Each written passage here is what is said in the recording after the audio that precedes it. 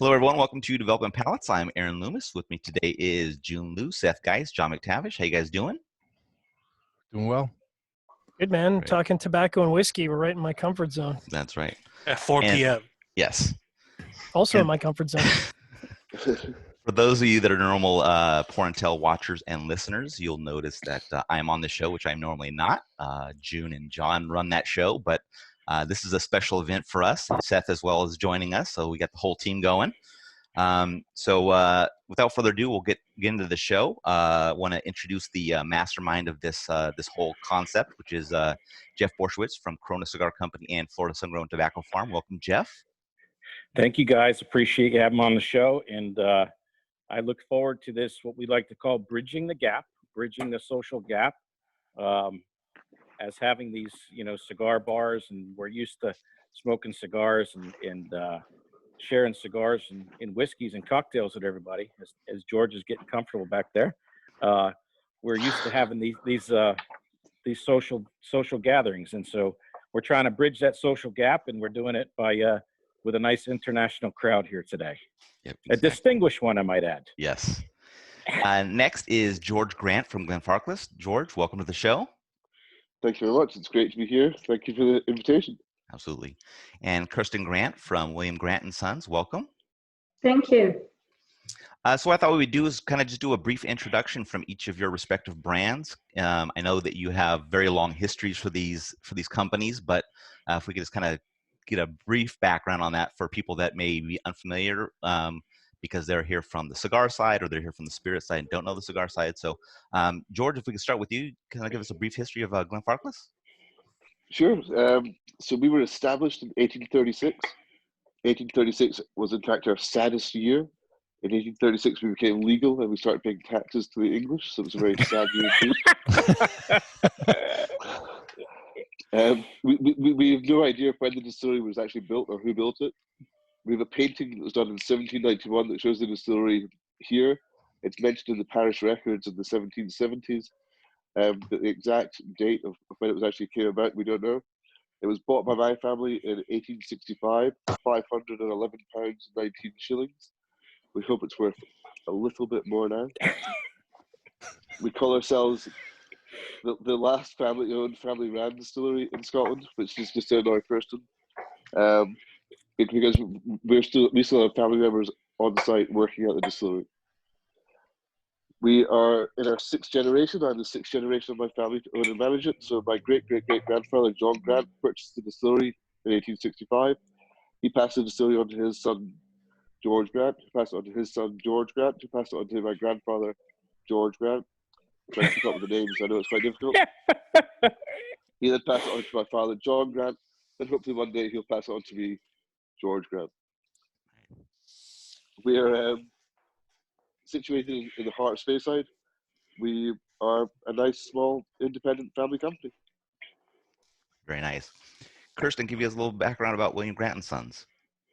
So unfortunately, we've not been in the business as long as George has. So we were established in 1886,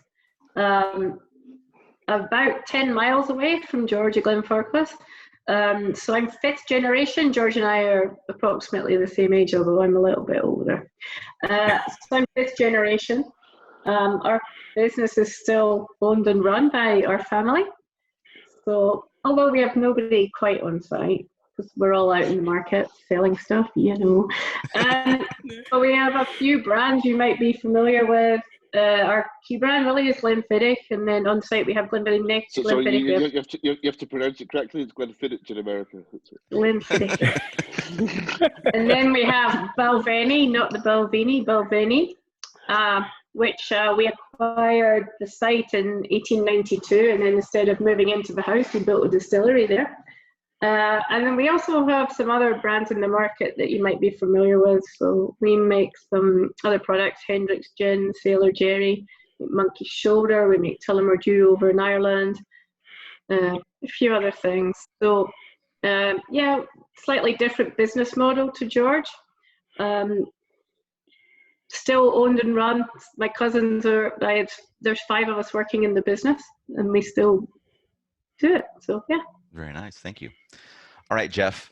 Corona Cigar Company, and then Florida Grown Tobacco Farm. Yeah, so I own Corona Cigar Company in Orlando. We sell tons of cigars, but also we love our whiskey.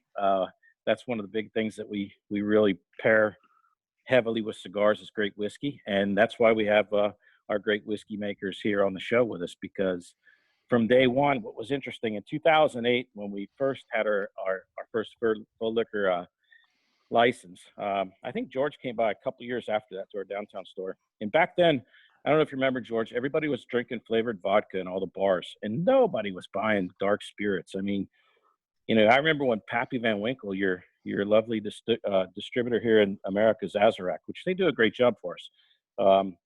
But the Pappy Van Winkle, they were like, how much do you want? Whatever you want, you know? And I was like, hey, that looks pretty cool because it's got a guy in the bottle with a cigar, right? So we had the 23s and all that other stuff. Nobody really knew what it was. So we were a little bit ahead of it. And then the whiskey boom has taken off. I think globally, Scotch took off first, single malt. I think what happened is we saw a lot of news coming out. Like, I believe there was a Glenfiddich 50 at first, wasn't it? That was the highest selling bottle. And then Macallan got a higher bid by some of China. But right, remember I was at your distillery at the Glenfiddich distillery. I don't know, it was probably 10, 12 years ago. But you had one bottle was like the most expensive bottle sold in the world at the time, wasn't it? At what price was it then? It was, I don't remember. It was in the case at the in the distillery. store, yeah. And it was probably like 12 or 15,000. Yeah, so then the prices started getting stupid after that, right? Yeah. But anyway, supply and demand, you know. Yeah, supply and demand, that's for sure. And I guess I could say we were fortunate to buy a lot of this old whiskey before it started getting too crazy. Is it in the old wooden box, the black bottle with the slim neck with the wooden box? Correct. It was right in the middle of the visitor center. We had one, and it was that was the first 50 that we released. Yeah, and I think I can't remember the price. I wasn't in the business at the time, but yeah. Yeah, it was expensive though. So anyway, so at the time. At the time. I will say this. You know what? Our most expensive bottle of whiskey we've sold is a Macallan 72 in the Lalique, and that was north of $70,000 that bottle sold for. Yeah. So, times are good in the whiskey business, huh? That's right. So anyway, I'm just glad to have you guys on the show there, and a couple questions for you guys. Let's talk about your whiskey and stuff. George, let people know kind of about the Speyside region, because a lot of people don't quite understand. You know, there's a lot of Scotland has distilleries everywhere, and tell us, Speyside is unique. It's like every few miles you run into a distillery, and what caused that? How did you guys end up being the area where everybody was making whiskey? So it's a really easy question. So Speyside really only became a whiskey region back in 1973. So prior to that, we all had different names. We were called Glenfarclas Glenlivet, Macallan was Macallan Glenlivet, Abelard was Abelard Glenlivet, Nakando was Nakando Glenlivet. Hopefully you get the picture. But it confused you all across the pond. You all thought we were part of Glenlivet Distillery. So we agreed to drop Glenlivet. They became the Glenlivet. And it just so happened that the River Spey ran through the Livet Valley. So therefore, Speyside became a whiskey region all on its own.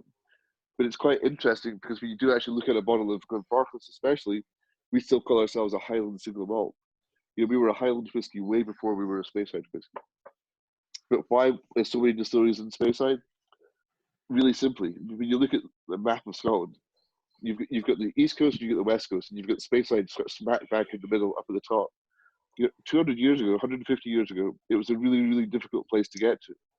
So you had all the customs and excise officers basically based in Glasgow. They were able to find all the other distilleries very easily, and if they weren't paying their taxes, they were able to basically shut them down. But with Speyside, it was a much harder place to get to. It was much harder to find the distilleries, so therefore a lot of the distilleries were able to produce for an awful lot longer legally and build up, a chunk of cash. So when they did come along and become legal, they were able to do it. So you're saying the history is more because of being like bootleggers and just being able to hide out from the taxman. Yeah, I mean, you think yourself when you come to visit Speyside, you either fly into Inverness or you fly into Aberdeen, and then it's still an hour drive to get to Speyside, and that's driving. But if you think 200, 300 years ago, yeah, trying to get here on a horse, or try and get here, to try and find these places, you're traipsing through all these different valleys trying to find these distilleries. You know, it wasn't an easy thing to do.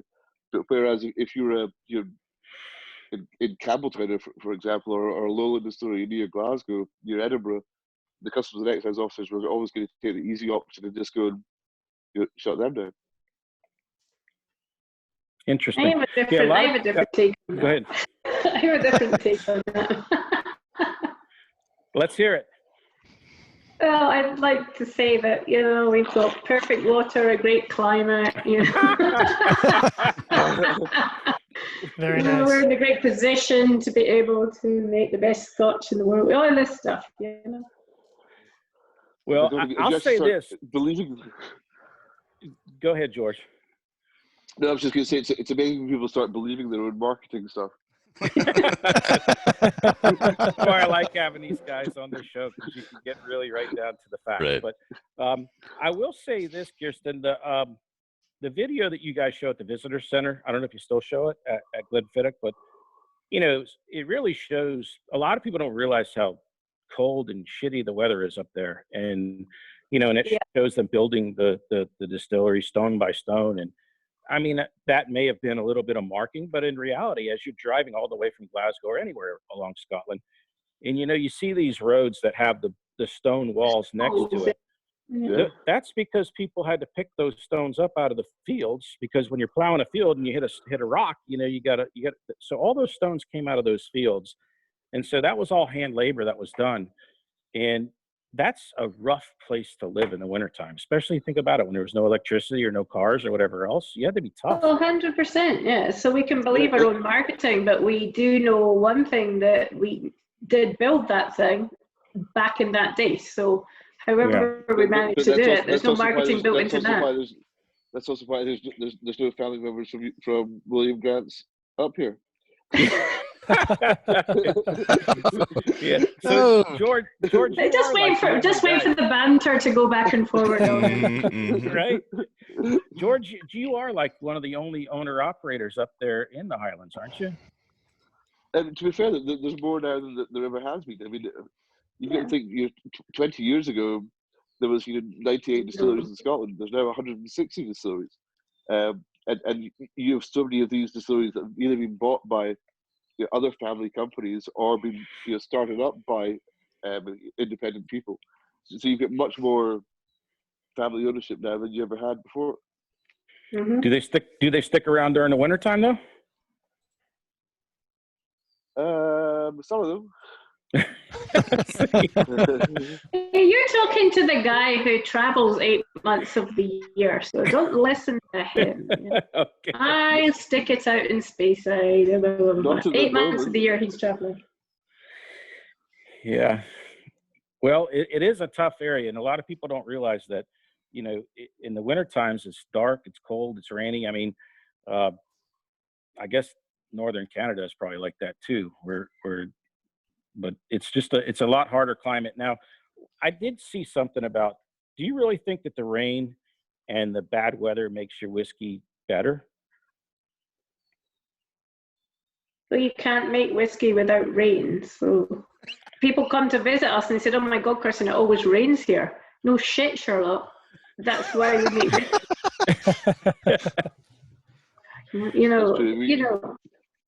Yeah, everyone laughs. It's like it always rains in Scotland. But it rains here. You want to be happy. It's literally money falling from the sky. Yeah. We're going to take this and turn it into whiskey. Yeah. Have you ever has a Spey ever run like dry before? It's not run dry, but remember, George, when was that, like 4 or 5 years ago that summer? It was when we had the French Rosé afternoon. It was really, really dry. You were closed. Balvenie was closed. Yeah. Inverness was closed. There was a lot of people closed because the Spey was, I don't know what the water levels. It's not run dry. That's not happened, but it happens where it's too hot. I mean, the climate change thing's definitely happening. I mean, I remember, like, when I was a kid, 35 years ago, you would get a white Christmas more often than not. Whereas now you don't really get snow until March, April time. Winter really has sort of changed. So that it's had that knock-on effect about when you're actually going to make whiskey. Yeah, it is changing. There's no doubt about it. So speaking of changes, George, I watched a video the other day where your distillery manager talked about, I think it was a 40-year he was drinking. Why did people in the Spey region switch from peated malt to non-peated malt? Why did they switch from cutting peat to kiln dry to using gas? That's about 3 questions in one, I think. Yeah. Because it's much more efficient to burn. Well, originally we switched to oil, then we switched to gas after that. It's much more efficient to burn that than burn peat. But here's my question for you that I just sort of ask enough to a lot of people. I love whiskey. People say people in Speyside used to do peated whiskey. People have now started doing it again. You can Ben Romick doing peated whiskey, and Ben Riekens on peated whiskey. And people always say, well, what's the difference between peated whiskey in Islay and peated whiskey in Speyside? Do you know what the difference is? Well, it's different peat, right? Different peat. And why is it different peat? Different ones on Ireland, and you guys are up in the valleys, up there in the mountains. Yeah. So what does Islay have 15 million of that we don't have in Speyside? Cows? Sheep? Seagulls. Birds. That's not Seagulls. Seagulls. Yeah, That they shit that is everywhere. that is not peat that they're burning on Islay, by the way. That's funny. So, speaking of which, though, I just brought this out today. I don't know if you guys can see this. Peat, week of peat 14, yeah. Okay, so tell us about Sorry. that. So, Tell us about that. 14-ish years ago, there was a distillery manager, he's still around, called Ian Miller. And he was playing around with some stuff, and he said, I want to go and experiment with some things. And we had a week before close down, which is always in July. We closed down for a couple of weeks. So he went and dug some peat up with a couple of guys from the distillery and put it into the kiln at Balvenie to see what would happen. So they ran it through for a week, and then they put it in cask, and then they went for shutdown, cleaned the whole thing out, because if you're going to put peat through anything, it smells of peat. So they put it away, and that was 15 years ago now. They started doing that. So that is the result of Ian Miller playing around with wanting to put some peat into Balvenie. So. Oh, Nice. that's different. George, have you tried this? Yep. You sold on it. Speechless. Nothing else. Oh, I feel like I got a brother and a sister on the Yeah. phone. It's not here like an already. Islay malt. It is. Jeff, It's a you nailed it confusing right. product. It's a confusing product in some ways because it's Balvenie and it has the word peat in it. So people who drink Islay malts, they have a certain expectation about it. When they drink Balvenie, they have an expectation around it. It's sort of in between that sort of palate. And I've had long discussions with retailers about, do you put it in with Balvenie or do you put it on the shelf next to the Islay malts, So it depends on, people don't expect to have that. So we've had some interesting reactions. People, they love this or they hate it. And I'm okay with that. I don't care, we don't have that much of it. So if you like it, great. But then, we talk to people that they don't know if you're looking at Balvenie for the first time, it's not what they think it is. Should we put it in with Islay malts? No, you shouldn't, because it's not an Islay, or should you put it in by flavour profile or whatever. But it's not heavily peaty, it's not an Islay peat malt, it's a smoky malt. So Yeah. Personally, I really enjoy it. It's just people we're sort of unsure about people's reaction to it, but it's selling really well as part of the storage range. What do you think of it, Jeff? So this is actually the first time I've had it, and the first thing that comes to my mind is it's kind of in that Highland Park range of a peated type of single malt. Yeah. I like thing. it, but it's not, you know, it's not super smoky like a Lefroy, but it's really nice. I like it. But so I was curious though. So George, what year did you guys switch? Because I think you guys said if it's 40 years or older, Glenfarclas is a peated, or is that not true, or did I misunderstand that? So we switched to gas. I think it was in 1973. There or thereabouts. No, so we switched to we switched to gas. Before that, you switched to gas. We were in oil before that. Then we went to gas. Away from coal, in like the 60s. Yeah. So if you do sort of, you know, some of the Glenfarclases we have from the 50s, you definitely notice that you do get some, you know, peated flavors coming through there. But it's rare. I mean, it literally was just cross-contamination. It wasn't on purpose why it was actually being the peat smell coming through on it. So I mean, you could have, you know, 3 different casks from 1959, and one of them will be you have that peaty smell coming through on it, but the other 2 won't. George, if I'm not mistaken, you're using direct heating on the stills, correct? Correct. So, I mean, isn't that unique? Because I think the last, if I'm not mistaken, the last distillery that was using direct heat and ceased to was Springbank. Everyone else uses, like, I think steam. Is that correct? I think you'll find that the other small distillery in Speyside called Glenfiddich also have a couple of direct fire stills as well. Never heard of them. Just kidding. Yeah, we're still direct. Okay. So why the difference between direct or indirect heating? I mean, we experimented in 1981, you know, changing the heating system on the stills. We ran it for 3 weeks, and the whiskey that came off the stills just wasn't Glenfarclas. I mean, the flavor profile has completely changed. Yes, it was much cheaper to produce, but it just wasn't the flavor of Glenfarclas that we were looking for. Is this with direct heating you were talking about? Yes, we switched one of our stills to internal heating. We put steam coils into one of our stills, ran it for 3 weeks. We put the 2 liquids, the 2 new spirits side by side. They just were not the same at all. I mean, the difference was incredible. Yeah. Interesting. So George, on the distillery right now, you've got obviously all the bars in the UK are closed, right? Unfortunately, so. Okay, so we're closed too. I think a lot of bars in America are closed. I think Canada, they're closed as well, right, John? We are, but of course, liquor stores and beer stores are still open because they don't want rioting in the streets. Right. So off sales are still going on, but on premises is shut down. And Kirsten, you've seen that kind of globally too, right? Yeah. Okay, so it's pretty much decimated. Yeah.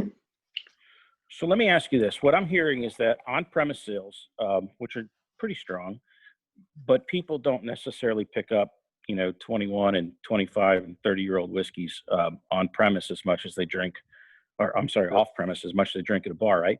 And so with restaurants and bars being closed down, a lot of people are thinking that because so many sales are going through liquor stores, that the distilleries aren't being hit, and I'm saying that's not true.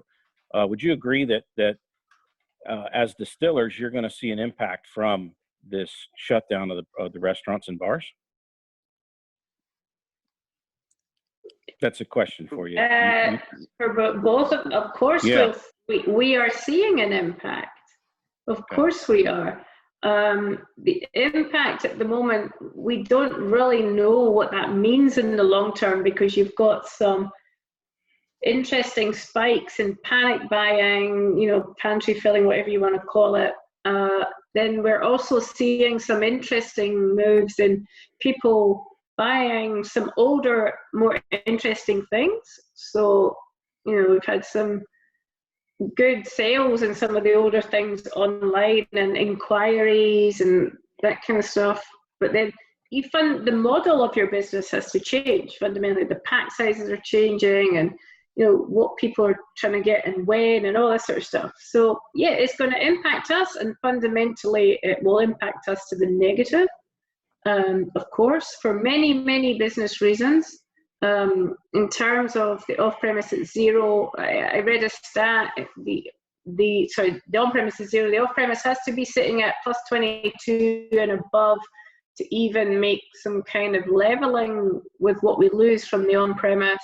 But even then, you've got product mix and all sorts of other factors which will change that. So it's not as simple as one accounts for the other, or blah, blah, blah.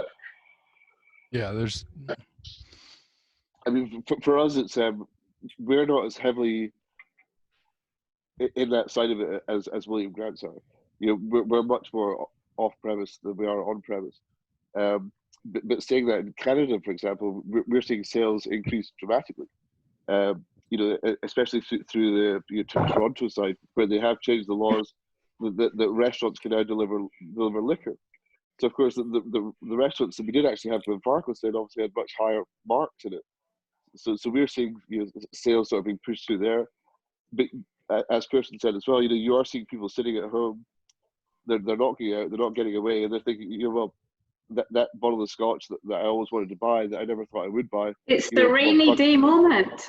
Yeah, bugger it. I've sat at home for a month now. I've just missed my birthday. I'm going to buy that bottle, and we are seeing in certain markets, high-end whiskey sales going up. Yeah. So what You're I'm seeing trying the to same do, thing, Jeff, in cigars, right? I mean, you've got all the guys and ladies who regularly smoke, and now they've got, they're home all day long. So instead of maybe having one cigar, however often, now they're like, well, I have the entire day and the entire evening. So it seems like cigar consumption is through the roof as well. well, we would hope so, but I don't know, because our mail order sales are up big time, but we've lost all that on-premise sales, which a lot of people are coming. Cigars are a very social thing, and as is drinking, especially when you're drinking expensive whiskeys. People aren't drinking 21-year-old single malts to get drunk, so they're doing it in a social setting. So I think what I'm trying to come out of this with making lemonade out of lemons here is that prior to this situation, we have seen Balvenie's, I think the 25s and the 30s and some of the other ranges that are hard to get. Yeah, that's a nice bottle there. And we've seen it with Macallan and others, where age statements are coming off of bottles because you guys, the demand has outstripped the supply. You can't just turn the spigot up and get a bunch more So we barrels of never took whiskey. the age statements off. Say that again? We didn't take the age statements off. No, I know you didn't, but I'm just saying your competitor in America, Macallan, which is a major brand, started making a lot of those moves. So what I'm getting at is, do you think this is an opportunity to try and beef up some of that stock, some of the older stock? If you did have a bump in the road, that you can let some whiskey rest a little longer, and to kind of replenish that void that we have in the older ranges. I mean, in the grand scheme of things, even if things are stopped for 6 months, it's nothing in the lifespan of a whiskey distillery. No, it's nothing. But then you have to look at the whiskey companies today. Every disaster they'll make something good out of. People had their warehouses collapse, and they suddenly produced a whiskey with an angel on top of it. No, Phoenix. Yeah. Phoenix. So. That's it. The Phoenix. Yeah. Why not? But George, George is right though. The whole this 6-month thing, when you're dealing with a company like ours, our planning cycles are 20, 30, 40 years. They're not. So whiskey distillers are kind of used to having these short-term problems that they then turn into long-term opportunities. So George and I are classic examples of that basically, because the stocks that we're dealing with were not dealt with by somebody from marketing last year. They were dealt with 30, 40 years ago. So So Do you think you'll be able to have more inventory of some of the older stuff though? That you're aware that Balvenie's had some shortages on the older age statements, at least in America we have. Oh my God! Of course I'm aware. All right. Well, I'm just saying. I had to go see a guy. I had to go see Mr. Bateman That's in how New they York. put the prices up. They tell you it's run out, so then they put the prices up. It's really easy. Come on, George. Yeah, well, I had to go see a retailer, and he said, "Oh my God, I'm so angry with you about the 14 Caribbean cask." And I said, "Well, I can't do anything about it. You know, 14 years ago, I wasn't even in the business. We didn't know, blah, blah, blah, blah, blah. There's nothing I can do to help you. I'm really sorry." But my uncle was at home at the time ill, and he couldn't come out to see him. I said, "My uncle sends his apologies. I'm really sorry." He's like, "Oh, okay then." You know, but I can't help you with that stuff, you know, unless you've got a crystal ball. And, you know, you're dependent on all this, the weather, this kind of stuff, you know. That is the thing today, though. I mean, the consumer just doesn't realize we had to make this stuff 20, 30, 40 years ago. We can't just suddenly turn a tap and make more of it. You know, it was what was made at the time, and none of us expected single malt sales to become what they are today. That's a good problem. I'd be more mad if you knew that this was coming and you just didn't do anything about it. Well, it makes George and I look like we're blinking geniuses. You look in 50 years in the history books, and we're like George and Kirsten. They were at the peak of their success in whiskey. They really were on the ball, those two. Like, Totally. Well, you know what I've heard from some of the cigar guys that have been in the industry for 3 and 4 generations. They always say, "Man, when it's my turn behind the wheel, they're just like, I don't want to screw it up." That's all they want to do, make sure that they can pass it on. That's it. That's exactly what we talk about all the time. Yeah, we talk about that all the time, and you know, not on my watch will we let this fail. So yeah, that's great, and we're lucky, but it's also a lot of pressure. So, George, you said that your number one market was France. Is that still true? Germany. Nice. And then how about for William Grant & Son? Our number one market for single malt Scotch is the US for us. There you go. We try. Yeah. Let's give ourselves a round of applause. Yeah. Yankees, Way to go, America. Right? Canada needs to step its game up. Keep drinking. Needs to start drinking more. Yeah, Canada's way down the list. Yeah, what do you expect? They lost hockey, so they just shut down everything. Second to that is France, I think. Then it was travel retail, but that's obviously off a cliff. So it's the UK after that. John, you're below France, man. You hear that? It's just we don't take it personally. We just take it as a challenge, I think. Got to drink more. We'll do better next time, guys. I'm sorry. George, you've told an interesting story about consumption in Germany and sort of their cultural take on age statements, which was kind of interesting. You want to tell that story again? I can't remember that particular story, but fair enough. I mean, the reason why we do so well in Germany is, as far as I'm aware, it's the only country by law have to stipulate if you've added colouring or caramel to your whiskey. So if you can pick up a bottle of Dalmore, pick up a bottle of Johnny Walker, you turn the label around, it'll say, mint caramel with caramel. So all the whiskies that have actually added caramel to their whiskey, in Germany they have to say that they've actually done it. We don't add colouring or caramel to our whiskey, but we're a natural product. And the Germans like their food very pure, like their beer very pure, and of course they want to have their whiskey very pure as well. Those Germans and purity. No, but I like that. So since we have the dueling siblings here, does William Grant add coloring to any of their stuff? Oh, snap. Yeah, their single malts?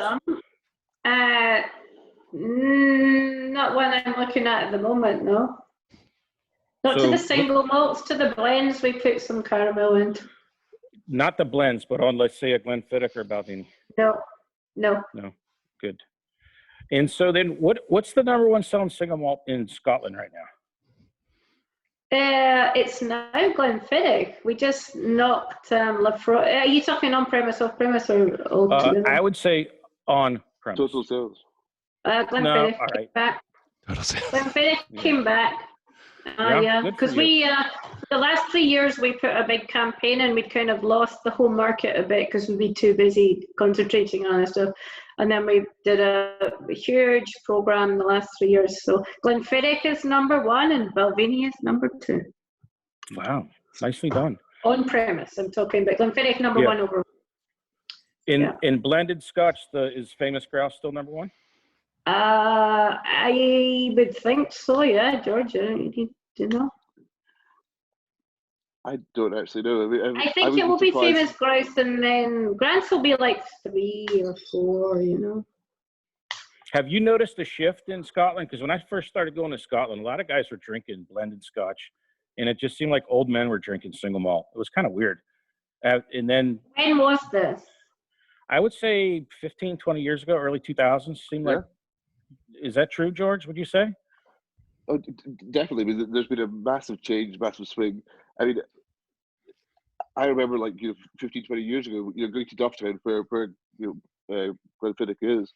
You walk into a bar, if you even ordered a single malt, people would stare at you. But if you did order a whiskey, there'd be bottles of lemonade on the bar. There wasn't even water. Everyone would put a dash of lemonade into their whiskey. Today, it's much, much, much different. You do have dedicated whiskey shops. You have dedicated whiskey bars.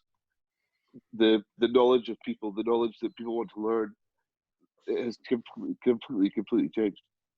That's good, because I was actually disappointed the first time I went up to Speyside. Mash Tun was I was so happy to find that bar when we met there, because that was the first bar I went to that had I was like, now this is what I expected in Scotland, this crazy selection of It's a completely different business from even George. I joined William Grant's almost 10 years ago. It's a different business.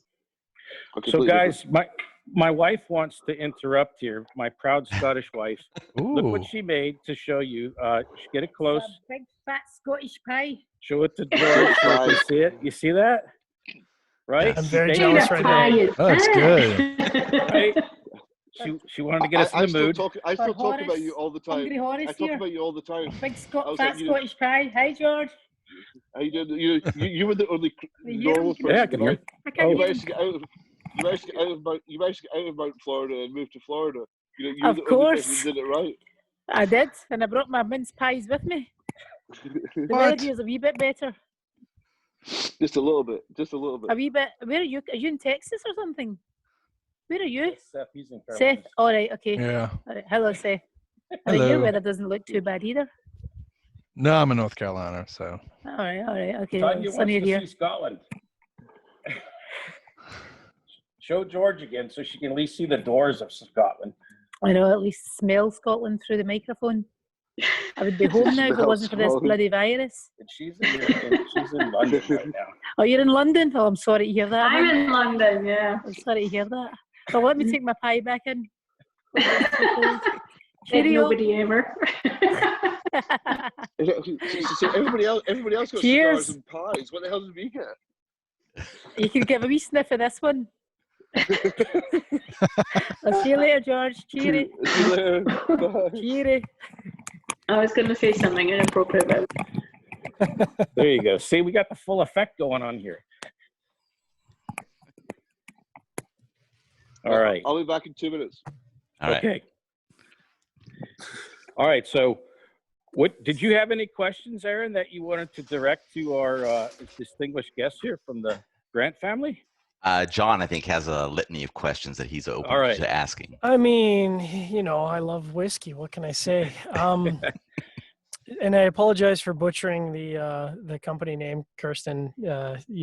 I haven't learned all the correct pronunciations quite yet. He's Canadian. You have to. What'd you You'd say? think I would know better being Canadian and having a Scottish last name, but apparently I need to learn. I must give you a pump-up call, man.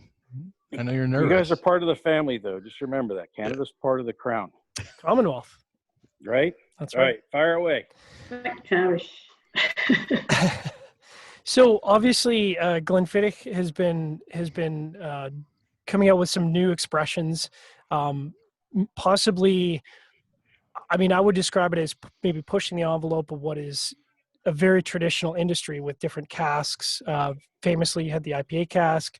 Of course, you mentioned the Snow Phoenix, which I think did very well in Canada. Was there a lot of perhaps pushback, or was that challenging to almost sort of move the industry into a direction that it, hasn't really been in historically? I think the things are different. So Snow Phoenix came out of a situation that we didn't have any control over.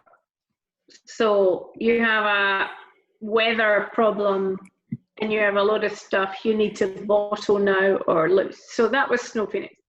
So that wasn't a decision particularly. It was like, oh shit, what are we going to do now?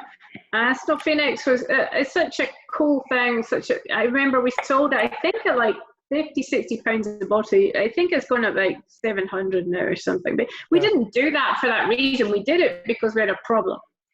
And that was before all this kind of interesting experimental stuff came out. And so what you're referring to is IPA, part of the experimental series, which formed alongside Project 20, Winter Storm, Fire and Cane, some of these things that we just have been playing with. And actually IPA is one of the most interesting ones because that was actually driven by the Speyside Brewery. They called us and said, we want to play around with some stuff, and we swapped some casks and all this.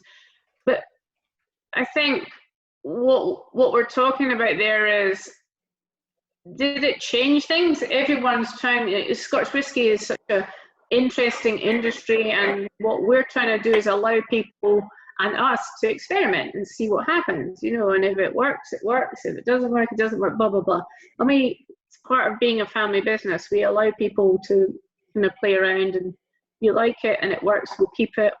Winter Storm, people liked it and it worked, but we can't keep it because we can't get any more casks. So that's the end of that, but I'm not sure I'm answering the question. I think what I'm telling you is that experimenting is part of our DNA.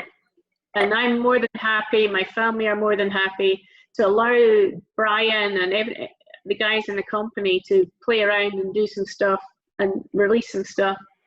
And that's fine. And some of the stuff that we release is feedback from what we've had from consumers or, customers, bloggers, whatever, and they come back and say, well, what about this, what about that, blah, blah, blah. So I'm happy. I want to be able to say that we're not sticking to this is what we do. We only do this, we only do that, we only do that. If you get to Glenfiddich, you got to Warehouse 8, there's all sorts of stuff in weird casks and all sorts of things. I was talking about it earlier to the Austrian business. I said, if you actually go and have a good look at some of the stuff that's in there, we're just playing with things to see what happens. So Kirsten, do you have a cask that you want to do a single cask with us of? Oh my God, I get asked this all the time. I can do it. It depends what you want to do. I don't know. We'll make a wee trip up there and pick something out.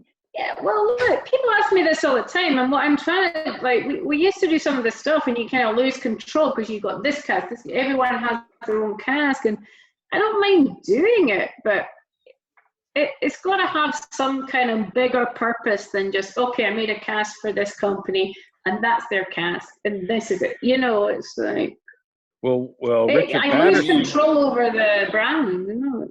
But listen, Richard Patterson was one of the early adapters to the cigar side. George is getting in now. He's back. He's ready to celebrate. But Dalmore was with the cigar malt, and they concentrated pretty heavy on that. And when we were emailing before this, I saw you with Daniel Marshall with Arnold Schwarzenegger there. And I thought that humidor that we did was pretty cool. Did you ever see that in real life, the finished product? The Balvenie Stave humidor, yeah. I have Balvenie Stave humidor #1 in my house in Chicago. Now, don't you love that?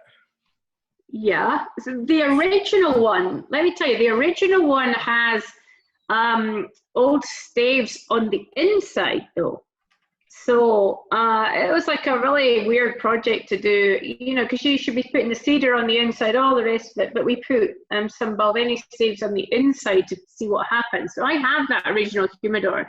I don't think we could ever sell it. It's not really a practical object. But then out of that came, I think we only ever made like 20 or 25, where we took staves on the outside, but the inside was still the cedar wood. So it's like a slightly different product. Right. But the original thing was to try and see if anything happened with that, which. Well, we sold 2 of them, and they're incredible. Daniel's a good friend, and I was so impressed the way that looked. It was just so unique, and I just thought it was a great. Well, he came and he spent a couple of days in the cooperage with us, with Ian McDonald, and because Daniel's effectively a carpenter to trade, so he spent a couple of days. I had to keep telling him to put his cigar out in the cooperage. doesn't go well in the going everywhere, you know. And he's like, "Get a quick photo of me for like LA Times or whatever." It's like, you cannot let that still be up in the cooperage. Explosive volatiles. Yeah. No, it was like difficult to explain to a guy from Malibu that you couldn't do this, but you know, it was a really interesting project because him and Ian McDonald really kind of, because they're both carpenters to trade, were like getting into their wood stories and all this stuff. And, but you know, I think there was only honestly like 20 in the world, I think, max, and we gave a couple away to. Like for whatever, I have number 1, and then the later ones still have, you know, with the they have all the iron markings on them and everything. But like, it was a fun project, but it's never going to be a commercial thing. No, so it's if you have one, hold on to it. It's a beautiful piece of kit. We sold the ones we have, and who knows if we'll have any more of those. So if anybody's looking for the Balvenie Daniel Marshall humidor, maybe we can get you one. I don't know. I'd have to ask Daniel. Yeah, you're asking if he wants to make any more. I haven't seen him for a while. Well, it's just, you know, cigars and single malt is a great, you know, it's a great combination, and the very similar type of customers who aren't afraid to, you know, they drink in moderation, but when they drink, they're going to buy some good stuff. Same thing with cigars. You know, they're not chain smoking cigars. And they buy good stuff. Talk about kind of like slowing down a little bit and thinking about stuff, and you know, whatever spin you want to put on it, but it's absolutely true. And then, you know, we have done most of our really good whiskey business, I think, is done in cigar lounges around the world, but then so much regulation came in that it became, for example, in the UK, we used to do a lot of work with Eddie, you know, at the Davidoff shop in St. James. Yes. Had the place in the Bulgari Hotel, and we used to do loads of things with them, but we got to a point where legally we were unable to talk about it or actually promote it, and it just became such a grey area, which is kind of sad in a way. I'm assuming that's just as a result of the prohibition of any sort of related tobacco advertising. Yeah, tobacco and alcohol related advertising. So it's the pathway to sin. So yeah. Well, Canada is under those same type of tough regulations. Where, indeed. But fortunately, in America, we have some freedom on that because we've been able to distinguish the difference between cigarettes and cigars. But it has not been easy. But we've. You must know Alan Rubin, yeah? Mm-hmm. Yes. Well, Alan's a very good friend of mine, and I was down in Florida seeing him a few months ago, not that long, like 3 or 4 months ago, and he told me all about, you know, the campaigning he'd been doing to try and explain to people that, you know, the lawmakers, that smoking cigarettes is not the same as smoking cigars. Right. So it's in the same business of, well, you're smoking, therefore you're smoking. But then it's in the same business of slamming cheap vodka and drinking a 40-year-old Glenfarclas. The two things are completely different. But how do you explain that to people who don't get it? Because I had this debate with Alan that went on for a long time, was we are 0.0.01 of the population that understand that concept. Yeah. So Well, shows like this help though, and the internet, and it's helped educate people, and we have made a difference, especially in Washington, where folks, you know, they understand the difference between a fine whiskey and a cheap whiskey, and a fine cigar and a cigarette. But if it wasn't for the advocacy of telling your story, people are going to tell your story for you that don't like you and are going to paint your picture in the wrong way. Yeah, we know all this. You know, when minimum pricing came in the UK, it was like, you must have a minimum price for this, blah, blah, blah. And we're like, okay, well, we don't actually care if that goes through or not, because we don't play in that part of the business. Actually, minimum pricing would be great for us, because the base price of everything will go up by £3 or whatever it is. So, you know, what we try and do at our business is make nice things. You know, you can interpret that what you want, like make things of quality, or what, you know, it's got a loose definition, but you know, we're not in the business of making bucket cider and vodka at whatever dollars a bottle, you know. So. Right. What do you think? So I had a question. I'm sorry. No, you ask, Jeff. You go, man. I was going to ask George real quick. What's the status of the family cask stuff since this one's empty? What do you? I know that the range. George, you are back, right? He disconnected again. Yeah. He left. Did he? Okay. Yeah. I think he's having connection issues. He always has connections up at Glenfarclas. Okay. Yeah, well, he's up in the mountains and in the woods. Yeah. The Bindans, we call it. Yeah. Got to convince him to put in the good internet. So on the Balvenie side, are you guys gonna your visitor center that you have for Glenfiddich was really, really nice, and I have not been to the new one that Macallan has opened up. I've heard it's incredible. When I was there, they were digging the cave out and doing all the earth moving and things like that. Have you been to the Macallan one? Yes, I have. Yeah. Myself and George and my cousin and Ian Miller went up one afternoon, and we didn't tell them we were coming. We just popped in. I think I'll give you 3 minutes before they and we're like, hi. But you know, like what they've done is absolutely incredible. It's amazing, the vision. We have done it a slightly different way, but I'm so happy for what they've done, because you know, it's thinking outside the box. People are so interested to go see it. It's like just on a different scale. Has that brought more people to Aberlour now that that is open? Yeah, 100%. There's the whole tourist industry in Morrisshire and Speyside has gone up, and that will be a big contributor to that. Of course, you know, people are talking about this. You know. Yeah. So, do you have any plans to build a visitor center for Balvenie?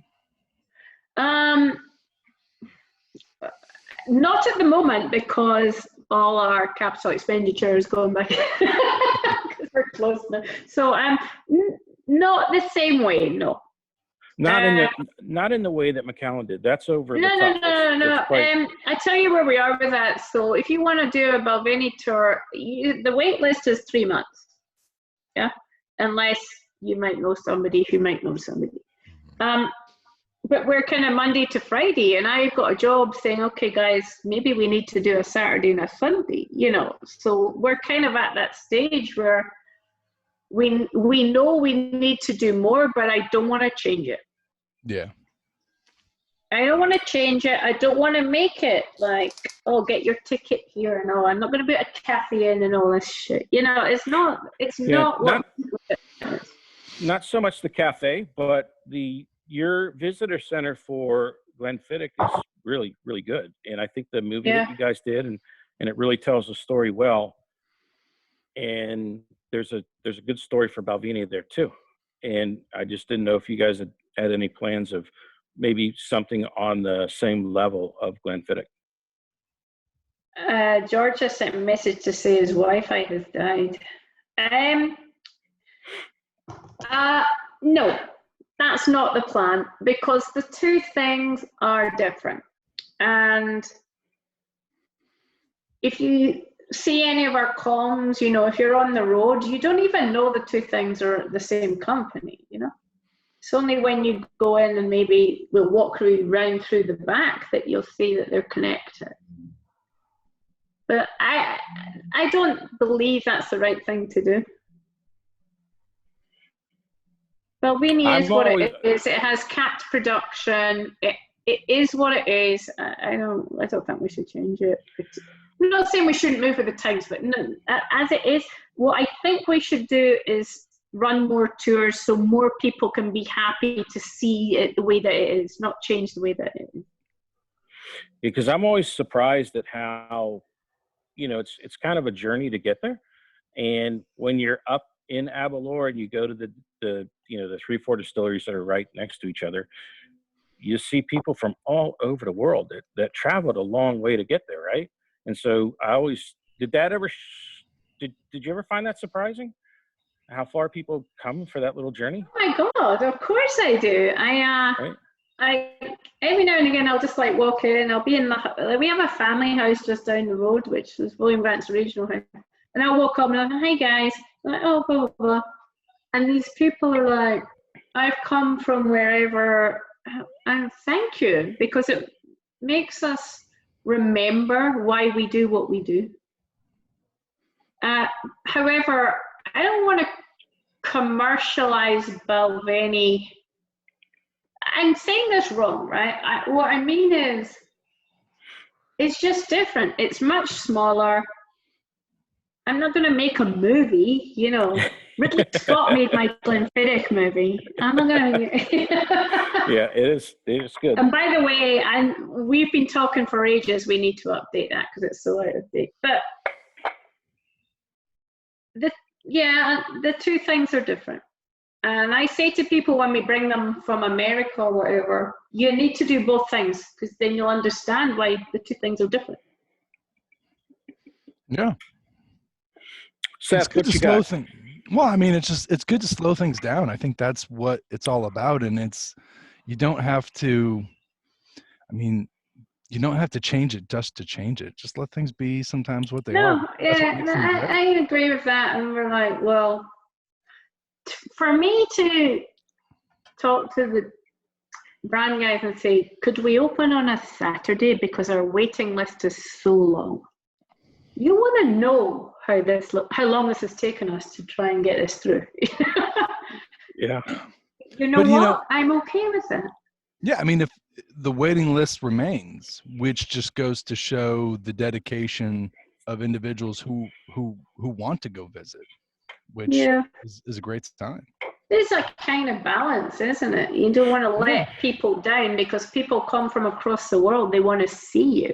Yeah. And you say, no, we can't. You know, it's, I don't know. You give me advice about what you think. You guys are the consumers. I mean, John he went to Ireland. He revolved his trip around going to distilleries and pubs. I mean, that's what he did. So that's what he would do. You know, I'm sure he would like reserve, you know, I don't know if he can book, let's say he booked something with Balvenie and then he says, all right, this is when I can get there. This is when I'm going to do my vacation.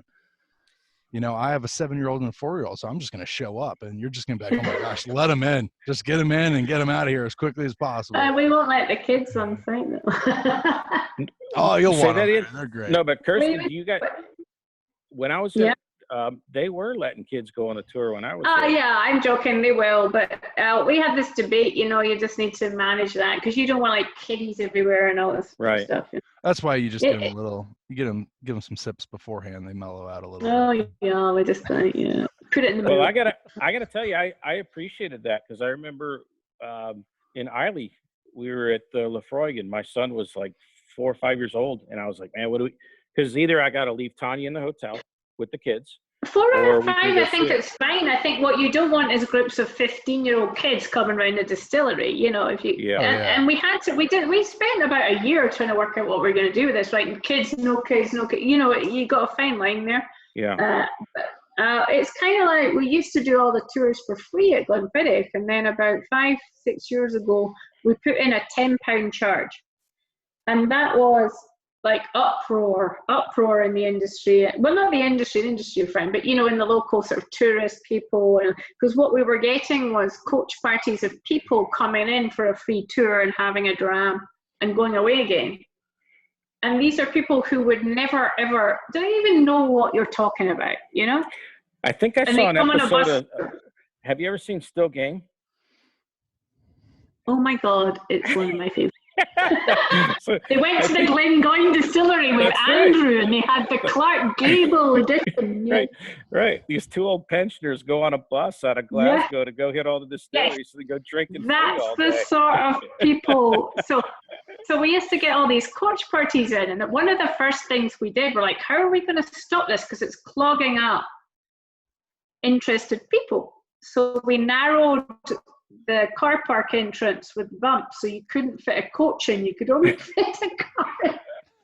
So we couldn't park anywhere. It's the most subtle thing we did. We're like, oh, you can't get in, I'm sorry about that, you know, because That's funny. you know, That's brilliant. these people, what we want people to do is when they come visit us is our money to be spent entertaining them and educating them and exciting them, that they might actually give a shit about what we're saying. Yeah. So Well, I George think phoned me up. George actually phoned me up and he said, oh, okay, oh, you're back, George. He said, how much is your tour now? I said, £10. Yeah, He said, well, mine's 8. He's Yeah. doing research. I said, yeah. The mine's 8. Do you remember this, guys George? You're back. I'm back. Yeah. Do you remember this George- conversation? What about? About the price of tours when we put a charge in for tours, and you called me up and said, how much is your tour? And I said, £10. Well, mine's 8. And I said, and he said, and I'm getting all your dregs. I said, well, put it up to 10 and you will get it. It was very, very annoying. I mean, you were free forever. Then all of a sudden you started charging £10, and then we started getting all the Blue Rinse Brigade coming in. Right? Why we did it, Pargy. I actually think, honestly, as a consumer, if I went and made that trip all the way up the Space Side, it's a long journey. People spend a lot of money to get to Scotland. Things aren't cheap. Renting a car is expensive as hell. Their hotels are expensive. And so Yeah, you're you should go to Disney. You should go to Disney. That's ridiculous. Listen, but Disney doesn't have people that can get in for free. So everybody's paid to get in. So I think that having a charge frees up your tours for people that are really there to see your distillery, that buy your whiskey, versus the two guys from Still Game that are jumping on the bus. Yeah. To think about it. You know, Definitely. we don't live in Scotland, but if you lived in a town where you could take an hour or 2 hour drive and go drinking all day for free, and not drinking cheap shit either, you're drinking good whiskey, that who wouldn't go do that? You know what I mean? So I think it's smart to charge to stop people from gaming the system on you. Yeah, and I tell you, we still lose money. Like the visitor center is $250,000 a year in loss to our business. Loss is a loose term. Right. Not when I come. Oh. It's like Napa Valley over here, right? Originally, they had all these free tastings. Oh yeah. Right, and then Kirsten, after a while, they Kirsten, said, "Oh, sorry, Kirsten, go ahead." I'll send you our business plan. We make money at our visitor center. Oh, ouch.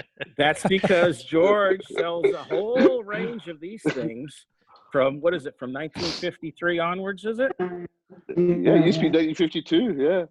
Right? George, well, you need to teach me something later. Sorry.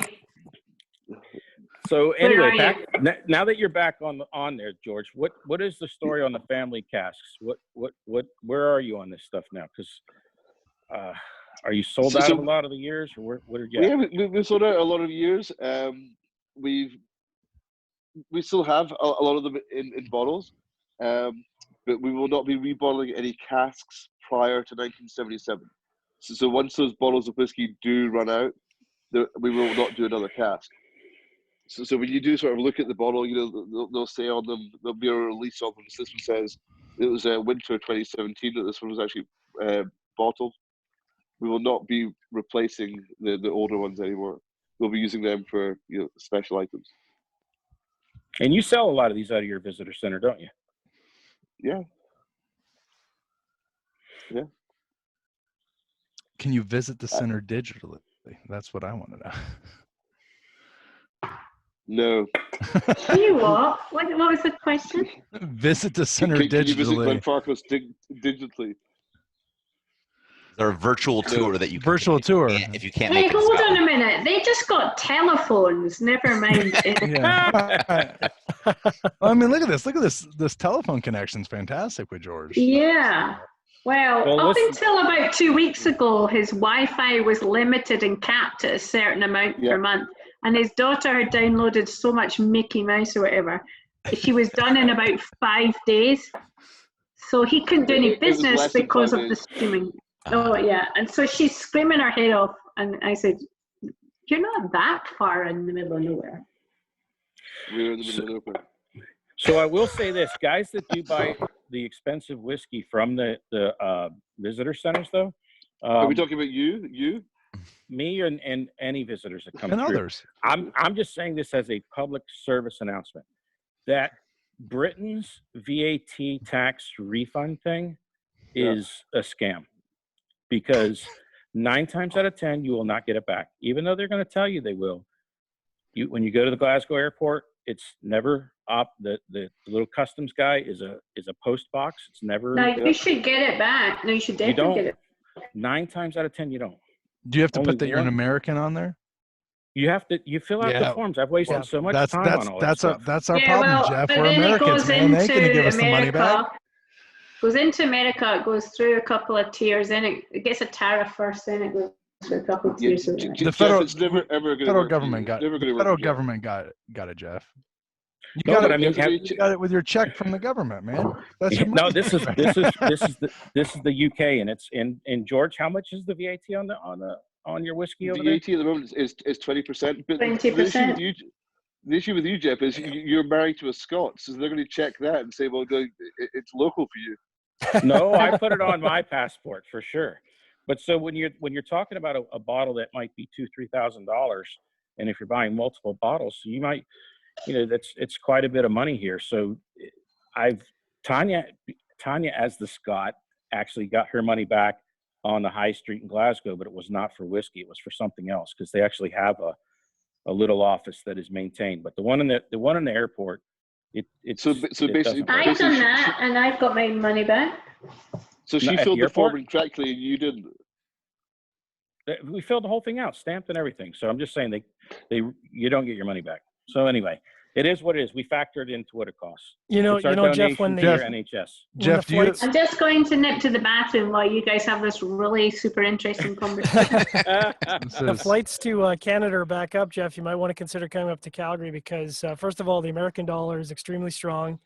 Our tax in Calgary, specifically Alberta, is very low on spirits, and there is a multitude of whiskey and old whiskey, especially Glenfarclas whiskey, that is available here. So you might want to consider coming up here and filling your suitcase at your next earliest opportunity. So I drove my motorhome up there, right? And so what I did is when I crossed the border, it was not going to Calgary though. It was when I was going through Buffalo up to Toronto. Right. They have a really good duty free at that border crossing. And George, I don't know if your stuff is in there, but I bought cases of Lafroig PX because that is a duty-free exclusive, and we sell quite a bit of it. And that was a damn good place for buying whiskey. And George, are you doing much with the duty-frees in Canada?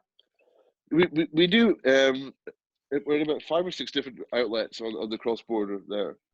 Yes, it does okay. The problem is where John is, where you drive south from Calgary, you basically enter Montana and you go from one vast wasteland to another. It's a wonderful scenic drive. Yeah, it is. I was looking for buffalo and Indian raids. That's kind of what it looks like out of pretty much. Yeah.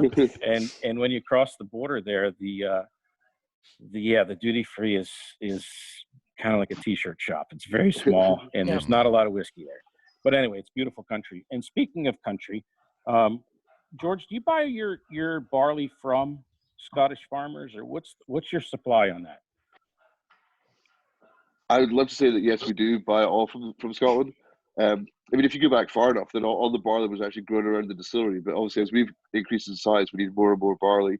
So we of course outsource it from maltsters. The last probably 3 or 4 years, most of it has come from Scotland or from the borders, a little bit from up here. But maybe it was even longer than that. 6 or 7 years ago, there was a period of 3 years where the harvest basically just failed here. The weather was so bad, nothing grew. So we ended up having to get barley from Europe and then Eastern Europe. We were just having to get barley from everywhere. But it's also a really interesting question. When people talk about where to get your barley from, the barley prices have also gone absolutely astronomical. But also the sudden rise of these craft breweries and things, has seen more people looking for barley. But people always look at things like, you watch the news and you see there's been a flood in Afghanistan or there's a fire in Australia, and you think that's got absolutely nothing to do with me. Oh yeah. But the first thing that floods is going to do floodplains is where farmland is, or when fires happen, the fields are going to get decimated as well. Barley is a commodity. It's an international price. So when you do see these different things happening around the world, it affects us, and therefore. Knock-on is huge. Yeah. Well, they grow a ton of it up there in Canada and in Montana and Oregon area. I was just curious if you guys buy any from those growers, or if that's used for. Yeah, I've heard from various distillers that Western Canadian, Central Canadian barley tends to be fairly good for spirit making, just because it's a winter crop, so the sugar quantity tends to be a little bit higher. There's a lot of it. There's a lot of it, sure. So do you know if you guys are buying any of that for William Grant or no? In Canada, I'm not aware that we do. I suspect most of that goes elsewhere. It's not in our immediate list to do that. So as George says, we're local as far as we can go. And when it gets to a point where we've had bad weather, we might need to go to Europe, Eastern Europe. So. I do know as someone who grows tobacco and has tractors, the farmers in Scotland have some nice equipment. They must make some pretty good money on their farm commodity stuff, because they got all these nice new tractors. And, they're driving Lamborghini tractors. That's because George and I are paying for it. Right? I tell you, I went to this this annual show that they have outside the airport in Edinburgh. What's it, the Royal Highland Show or something? Highland Show, that's so much fun. Yeah. Oh my God, that thing was crazy. I was like, man, that's the biggest piss up ever. Yeah, they must be doing pretty good, which leads me into my next question. Do you either one of you own any hairy cows that you keep up by your distillery? Yeah, we do. We have 8. You do? Yeah, at the back of Castle Croft, yeah. How about you, George? No, we don't have any hairy cows. I will say that as a tourist that went to Glenlivet Distillery, I noticed people taking pictures of those cows all the time as they drive up to the distillery. Yeah, but the funny thing, I don't think that those ones are actually, originally they weren't theirs. It was somebody else that just happened to have them there. They said that. They said that they're not theirs, but everybody likes to tell the story that the brewer's grains, or whatever you call your spent grains, you feed to all the cows, and all the Scottish cows are drunk and happy and all that other good stuff. It's kind of true, but kind of. All right. Who else had some questions for our specialists here while we're still going? You're up, John. I got a question ahead, for you. Yeah. What is your number one request from your consumers for your respective brands? Did you hear that? yeah, I heard it. George can go first because he only has one brand. I have multiple. Let the short answer go first. I'm just kidding. George, take a really long time, man. Yeah, just ponder it. Look into the wall. Just ponder it. So, thank you for your recent message that you sent us. We will take it into consideration. So they come up with some off-the-wall stuff for you guys? George is the best. I watched him in action. And he's got this way of him, like, if you don't want to buy my stuff, fuck off.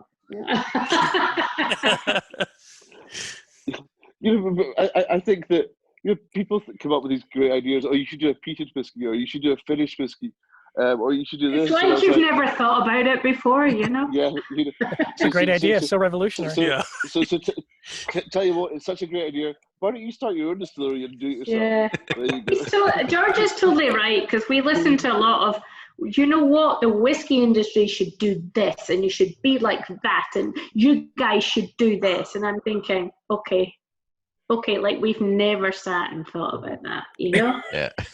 If it was that easy, we would have done it. We're not stupid, you know. It's an interesting, everyone's got an opinion. That's okay, because it's called passion. Mm. So I've got one for the consumer's always right. So as someone That's who really sells, true.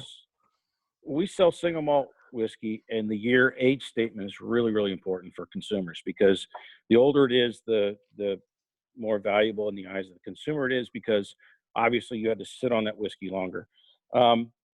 What is your opinion about the Solera method? That a lot of people are confused that when you see like a 23-year-old rum, they're like, why is that only X amount of dollars, where a single malt or a bourbon that has an age statement on it is exponentially more? So can one of you take a stab at that question of explaining the difference between your age statements and, let's say, an age statement on a rum? So when we put an age statement on a bottle, that is the age of the youngest spirit that is in that bottle. You know, it is not the oldest age, it's not the average age, it is the youngest age that's on there. So when you pick up a bottle of 40-year-old Glenfarclas, a bottle of 40-year-old Balvenie, the youngest spirit in there is that age. There may be some older stuff in there, but the youngest spirit is that age. But when you look at, you know, other spirits that are out there, they're using they're using the oldest spirit that's in there, or they're using the, you know, Yeah, they don't have the same laws as us. Yeah. Does that bother you at all? That, because it is somewhat of it's kind of playing games with numbers, because you'll see, you know, that Solera method, we're 23 years old, and it's really not. I mean, I think it's playing into our benefit now, because now that people are more savvy, educated, more educated, they want to know what it actually means. But I mean, the biggest issue has been, you know, the cognac and Armagnac people. I mean, they've been around for probably longer than the whiskey industry, but they've never got together. You know, they don't have the Scotch Whisky Association. They don't have the companies all agreeing on things about how things should actually be. And people have got confused. You know, you pick up a bottle of cognac that says VSOP. What does VSOP mean? You go to ask every single different cognac producer. To each one of them, it means something different. You know, there's not a standardization of what anything means.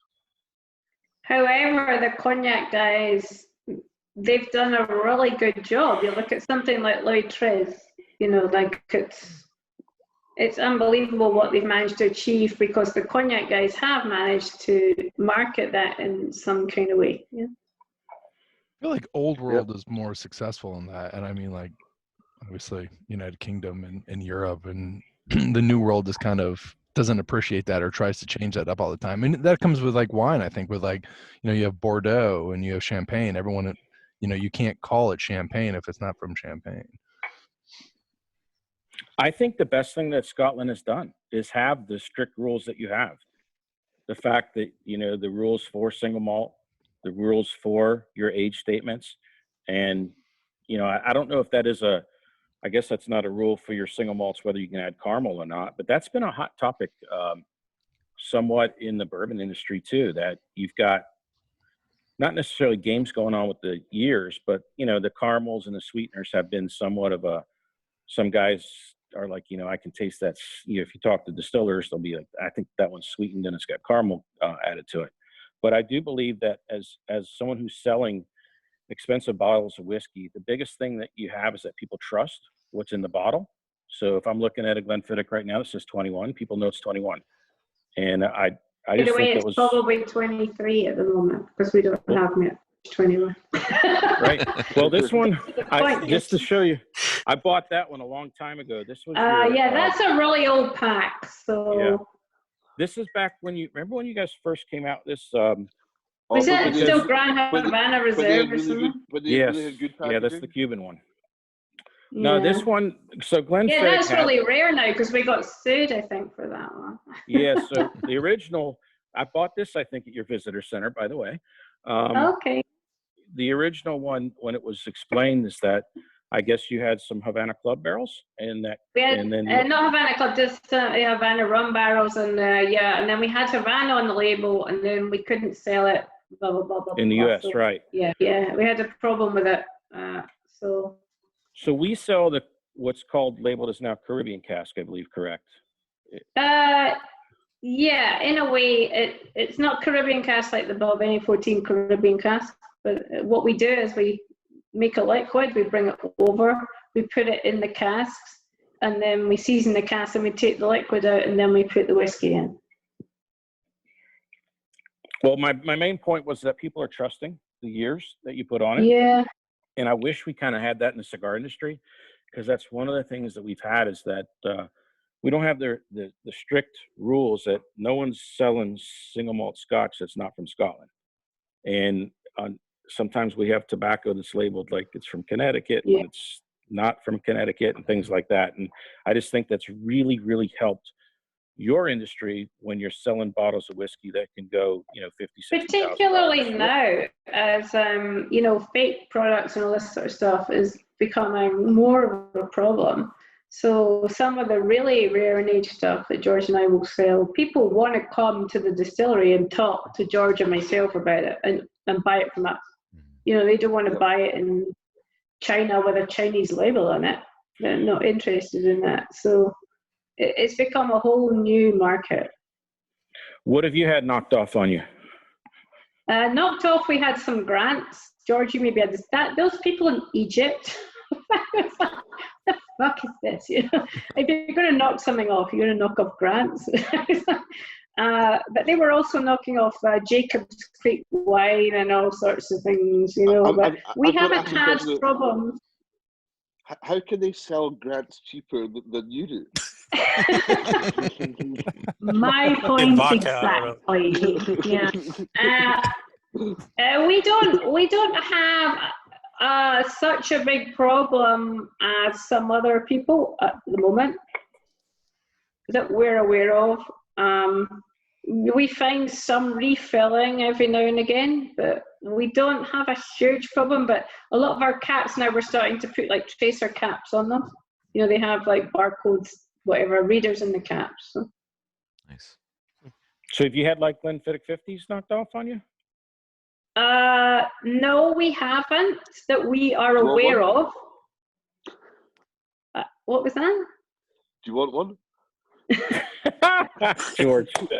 It looks like a sherry cask to me, and our 50s just bourbon, darling. We haven't that we're aware of, but what we did do was we used to do dummy bottles for certain businesses. You could show the bottle in the pack. We stopped doing that about 10 years ago because that's just a license for people to start picking up empty packs and filling it with something. So, when stores say, well, I don't want to buy one off you because it's X price, but could you send me a dummy pack? We won't do that anymore. But if you go onto eBay, you can find empty bottles of X, Y, and Z, whatever, liquor, whatever. Yep. And that is people selling packs for refilling. Mm-hmm. You go on now, you'll find it. So we don't do dummies anymore. And there's quite high technology in being able to like barcode, and the barcodes you can't even see. So we know exactly where everything's come from. But I mean, I agree with what you're saying. I mean, it helps now, but I mean, all the really, really expensive bottles that are going in, stuff that was made 30, 40 years ago. Yeah. And there was nothing. I mean, they were in standard bottles, standard labels, and there's very little. There's a huge problem with that at auction at the moment with a couple of brands. We don't really have it, but I know some brands that do, and that's a huge problem. Yeah. I used to refill my parents' Glenfiddich bottles, so. Cheers. Thanks for that. So what was just call smart. Keep put in it though. I got caught pretty quick. George, I have a question from the chat room.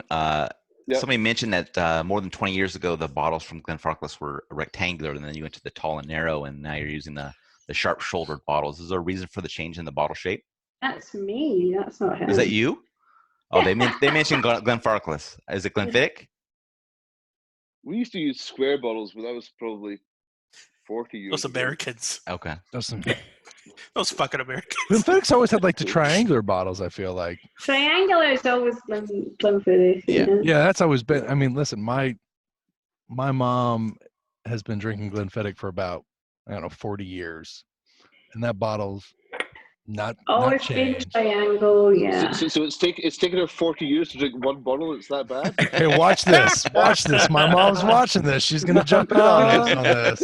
George is going to get a message after I'm the going to show. sit and be all Listen. polite, and then behind the scenes, I'm going to smack that fucker in the face. Hey, George, be careful. My mom will fly over there. She's got no problem. Or she'll probably fall in love with you as well. So. Oh, wow. I will say this: I like these corks on the bottles, but you know when you let them sit for a long time, They dry out. yeah, they pull off, and it's not just on yours. So obviously, whoever makes these things for the industry. You know, I mean, I thought it was an issue that we definitely had an issue with Glenfarclas, but I was incredibly happy. It was last year or 18 months ago. I opened a bottle of 30-year-old Balvenie, and the same thing happened. And I was so happy to send the pictures to Kirsten. Such a wanker. I've seen it on not just Scotch whiskey either, though. So I think it's more of an industry thing. The thing is today that, you know, whereas before people bought whiskey, opened it, and drank it. People now buy whiskey and sit on it for 5-10 years. Yes. You shouldn't sit on it for more than a year because the liquid is not the same shape. It's not bad, but it's not the same shape. You've got to remember, I mean, a cork is a porous substance as well. You know, people always ask you, how are you supposed to store whiskey? Because everyone always stores it that way. Yep. Then, of course, the cork's going to get dry. Yep. But then if you lie it down, it will ultimately leak at some point. But if you do want to collect whiskey, you know, 1 week out of 6 months, lie it down, let the cork get moist again, then set it back up again. Yeah, I actually work in the cork industry, so that's definitely a thing. So have you guys ever thought about using synthetic closures for the Don't go to the bottles? synthetic, man. Or screw caps. That's just cheap. I have to ask the question. I know. Takes the I romance know. out. I know. If my father had his way, yeah, he would have. I was going to say your dad went for this. You had a big fight with your dad. Yeah. No, he was like, no, it's much faster to bottle it if you use a screw cap. You don't get breakages, you don't get that.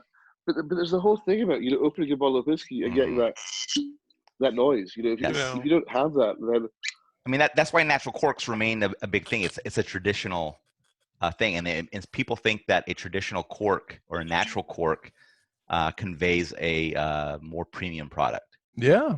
Yeah. Even what is it? Buffalo Trace with their Weller Antique, they had screw caps for a little bit last year, but they went right back to corks because, and this is just antique, supposedly that you could find $30 MSRP when you could find it. They had to go back because customers are complaining. Mm-hmm. Yeah, but the thing is, there is a synthetic one that still has that cork. It just looks like this. Yes. Yes.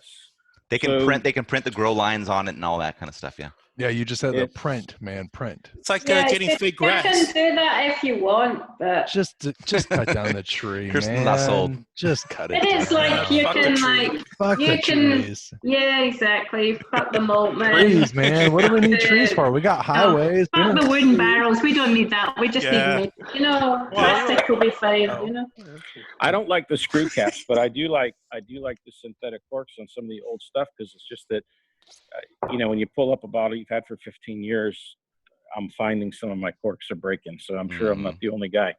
I'll give you some. My opinion is I agree with you. However, if everyone kept everything for 15 years, we'd never sell anything. That's not true. Just fucking drink it. No, there's That's not some true. massive Or collectors out there. that's Yeah, where I really. come in hand because I don't. Yeah. I just listen. I drink everything I get. Yeah. I'm proud to say that all these bottles that I have in front of me, I didn't have to run to the store to bring them in. They were all sitting at the home bar. So there's a lot of people that do buy stuff and tie a memory to when they bought the bottle too and drink it on special occasions.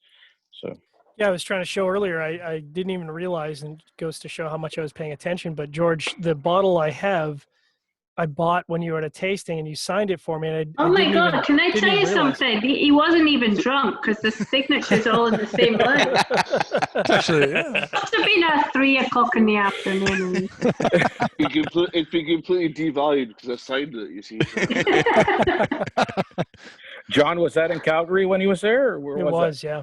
And George is up here Nice. fairly well. You said you would have been here. Once a year. Yeah. At least once a year.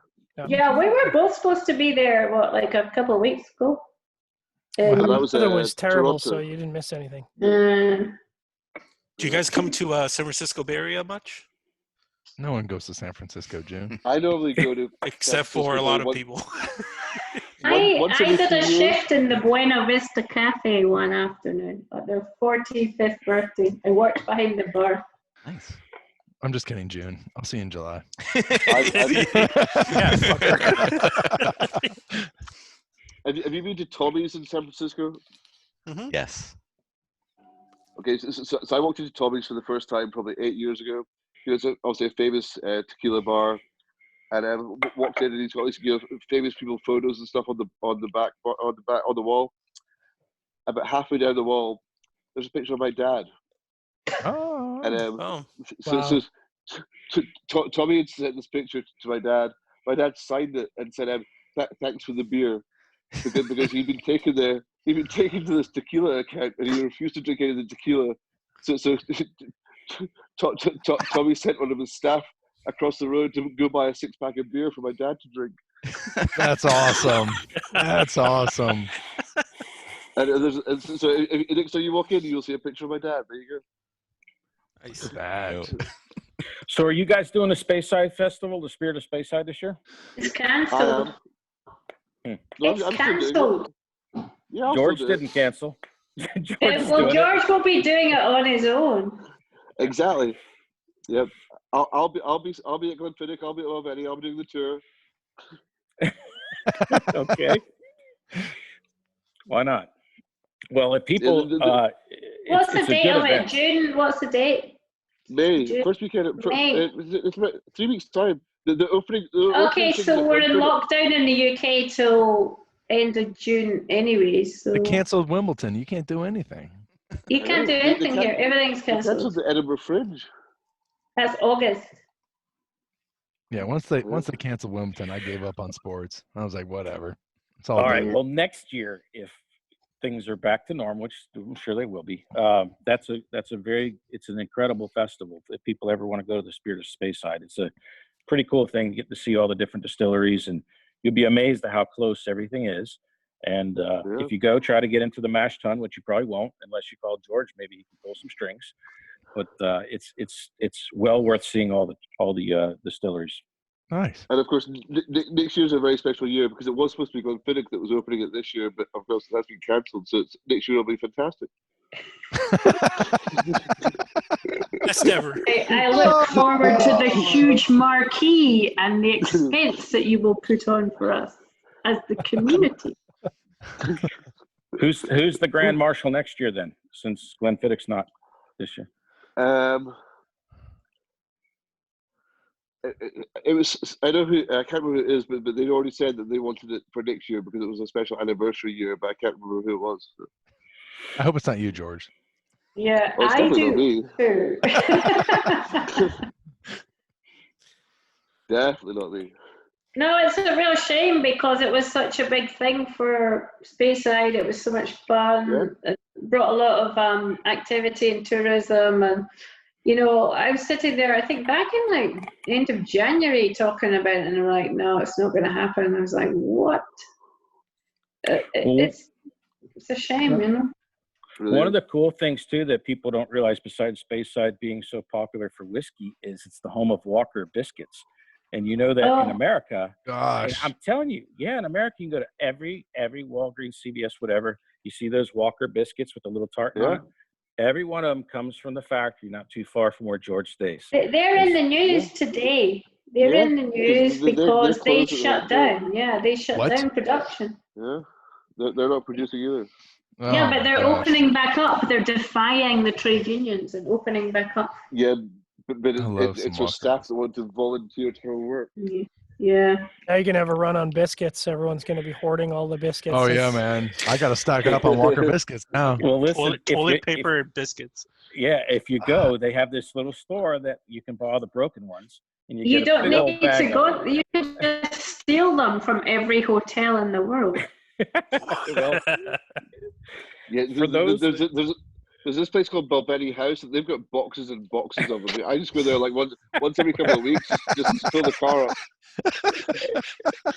He's joking, right? He's not joking. So I was in my house, I'm sleeping, and we're like blah blah blah, and I get up in the morning, I'm thinking, oh, there's somebody in the house, and there he is in my kitchen eating breakfast. I've already done this, I've already done that, Kirsten, blah blah blah. I was like, how did you get in? I've got a key. I was like,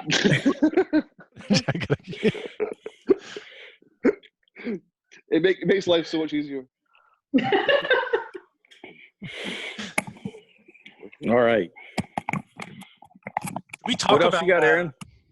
Should we talk about kind of what we're drinking and how it's pairing with our FSG cigars? We haven't talked about FSG tobacco. yeah, Most of your we're Papa's running on out of has service. retired. Most of your Papa's on has retired. I'm telling you, I'm smoking this Davidoff Florida selection because I don't have any FSGs, Jeff. But I don't think you're going to care that much. I can fix that. Well, no, I mean you don't need to fix What's it, man. an FSG? Are you serious, George? No, this George hasn't been to Florida in a while. Jeff, break it down for him, man. This is George. This is really cool. So here's the deal. You know how you got all these guys around you growing barley? So Yeah. not too far from where our stores are. Everybody thinks Orlando has nothing but Mickey Mouse and Disney World. We have a farm now. We started a few years ago, and we've been growing. No, believe it or not, they're trying, and I looked at that as well. But we've been growing cigar tobacco since 2013, and so now we have our Florida sun-grown cigars right there. Whoa! So yeah, so we have our own product there now. So you told me you weren't smoking, George. What are you smoking? I'm not. I found a cigar though. George, do you smoke cigars? Rarely. Okay, well, the next time you're down with Jeff, Do you want to know that I used to be a cigar model? Okay, well, there you go. The next time both of you are down with Jeff, you need to smoke this Florida tobacco by itself, and then you need to smoke the cigars, which has the tobacco in it, which I'm sure you can purchase a selection of them from Jeff, and you can see how it tastes, and it's amazing. I tried working on George last time he was down. I got him to smoke one cigar, and then he went back to something else. George should give you some. George, you need to send him some old casks and or barrels, and Jeff, put some of that Florida tobacco in it. Do you know that's one of the crazy things that we cannot do? We cannot send our casks back to the U.S. Can he send you tobacco? You can send tobacco, but because people say, "Oh, we bought a single cask. Can we get the empty cask?" No, you can't. Because you've such strict laws about importing wood. But Jeff could bring some tobacco up there, put it in a cask, and then he could bring it back. You can bring the tobacco back, yeah, but you can't bring the wood back. We got to figure out how to bring the cask back. Jeff, I'm going to help you out with that. You actually can, because I've done it before. You flatten the cask and send it as staves. Well, we don't want to flatten it. Even then, I think you need to treat the cask. No, I've done it because I sent Daniel Marshall the Balvenie staves to make the Balvenie humidors FedEx. So why can't you send? Why can't you send the cask? What's the reason for that? Because you have really strict laws looking after your forest or looking after your in case there's any disease. It's protectionism, basically. Yeah. So what happens makes sense.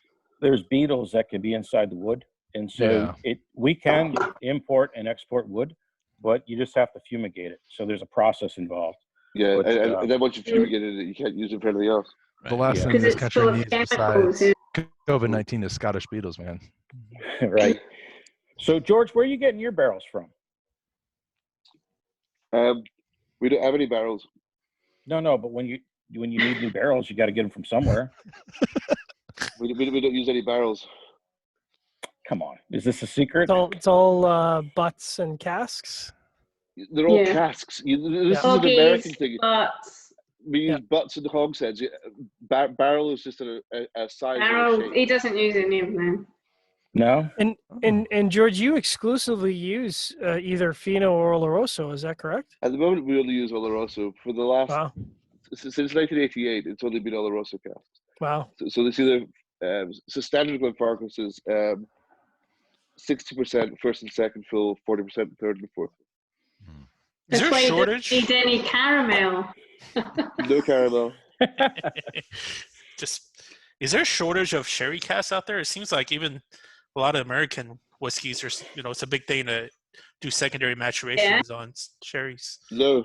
Well, there's you no just shortage. look at the There's no shortage? popularity of sherry. No, if you're happy to pay for them, there's no shortage. Hey, there's a price with They're everything. available for a price. Yeah. But the thing is, like, one sherry butt, 10 years ago would have cost you $200 US. They're now $1,000 US. Oh, wow. The price of them has gone absolutely astronomical. Yeah. The The message I keep. price though, George, with your vendors. Well, but that's, people say, oh, the price of them is very, very expensive. Yeah, yes, they are. But Yes, because you haven't been dealing with them for 100 years. in the grand scheme of things, it's negligible. Makes sense. So what about William Grant? Are they buying any barrels, U.S. stuff? Yeah, we buy lots. What main Kentucky? distilleries are you? Yeah, we buy getting to? some stuff. Yeah, I'm not really going to say, but the major guys. Yeah, we've had long-standing agreements with a lot of the people over there, and a lot of the family businesses over there. And even if the price is going up and down in the market, I'm not saying we have a fixed price, but we have preferred status. Good. Because we've been dealing with those same family businesses for 60 years. So this is what worries me a little bit about lots of new whiskey distilleries is we know, it's a bit like champagne, we know that good grapes are hard to get hold of, good wood's hard to get hold of because it can get hard for us sometimes. And you only know that it's not that good after the time that you've made the stuff. So what you don't want is a load of whiskey on the market from shit wood, because then it gives the name Scotch whiskey a shit name, because Scotch whiskey, I tried it was awful.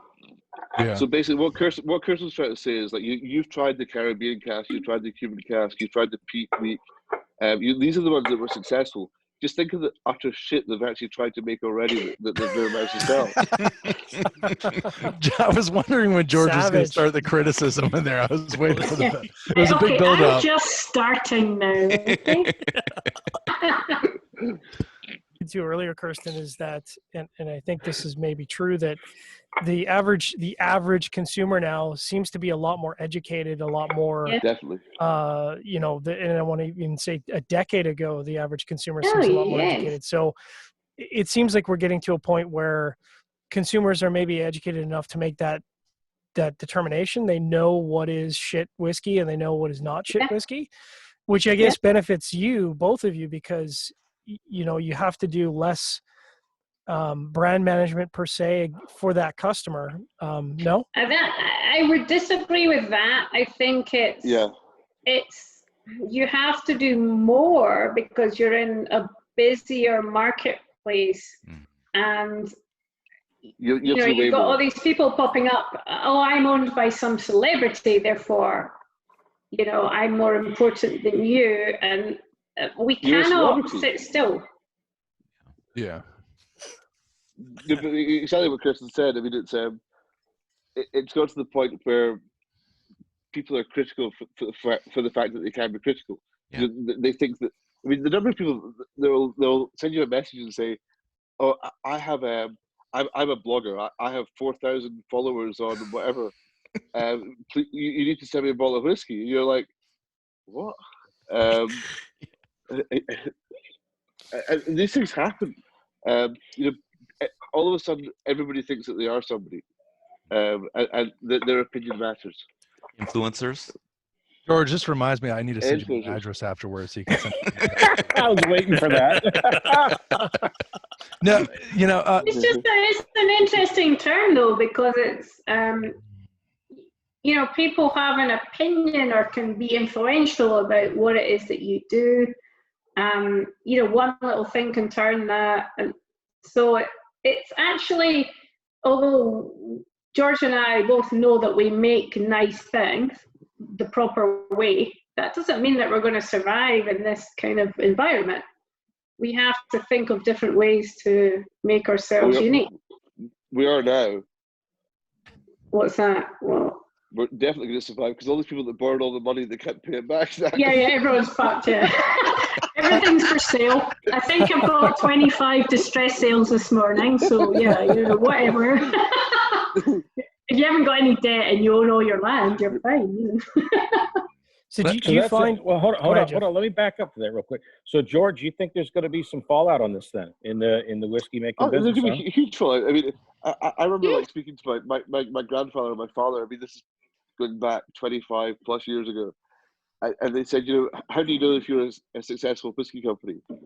You know, most companies either have stock in the warehouse and they've got no money, or they've got money and they've got no stock. There's only a handful of companies, really, Scotch companies that manage both, that have the money and have the stock. Most companies don't have. You need patience and cash to be in our business, and the two things are not. You know, they don't. I don't know. And if you look back at the history of Scotch whisky, I mean, it's had its peaks and troughs. And for Glenfarclas, we've been through 7 massive like troughs. And basically, the rule of thumb is, you know, you need to have 25, 30 years worth of cash in the bank to ride out the next trough. Yeah. How many companies can say that they've got that? Yeah. I mean, isn't that just economic Darwinism right there? I mean, I hate to say that. I mean, it's kind of for everything right now. But that even goes for cigars and cigar shops, Jeff. I mean, stop. So why don't we just let America die? You know, it shouldn't be here. Well, George, don't talk about us like that. Come on, man. I'm drinking your scotch, and you want me to die? We love Scotch whiskey. Jeez. No, but I tell you what. I tell you what George is shedding light on is that there is a lot of leveraged distillery. There's a lot of leveraged businesses in the alcohol business, and so.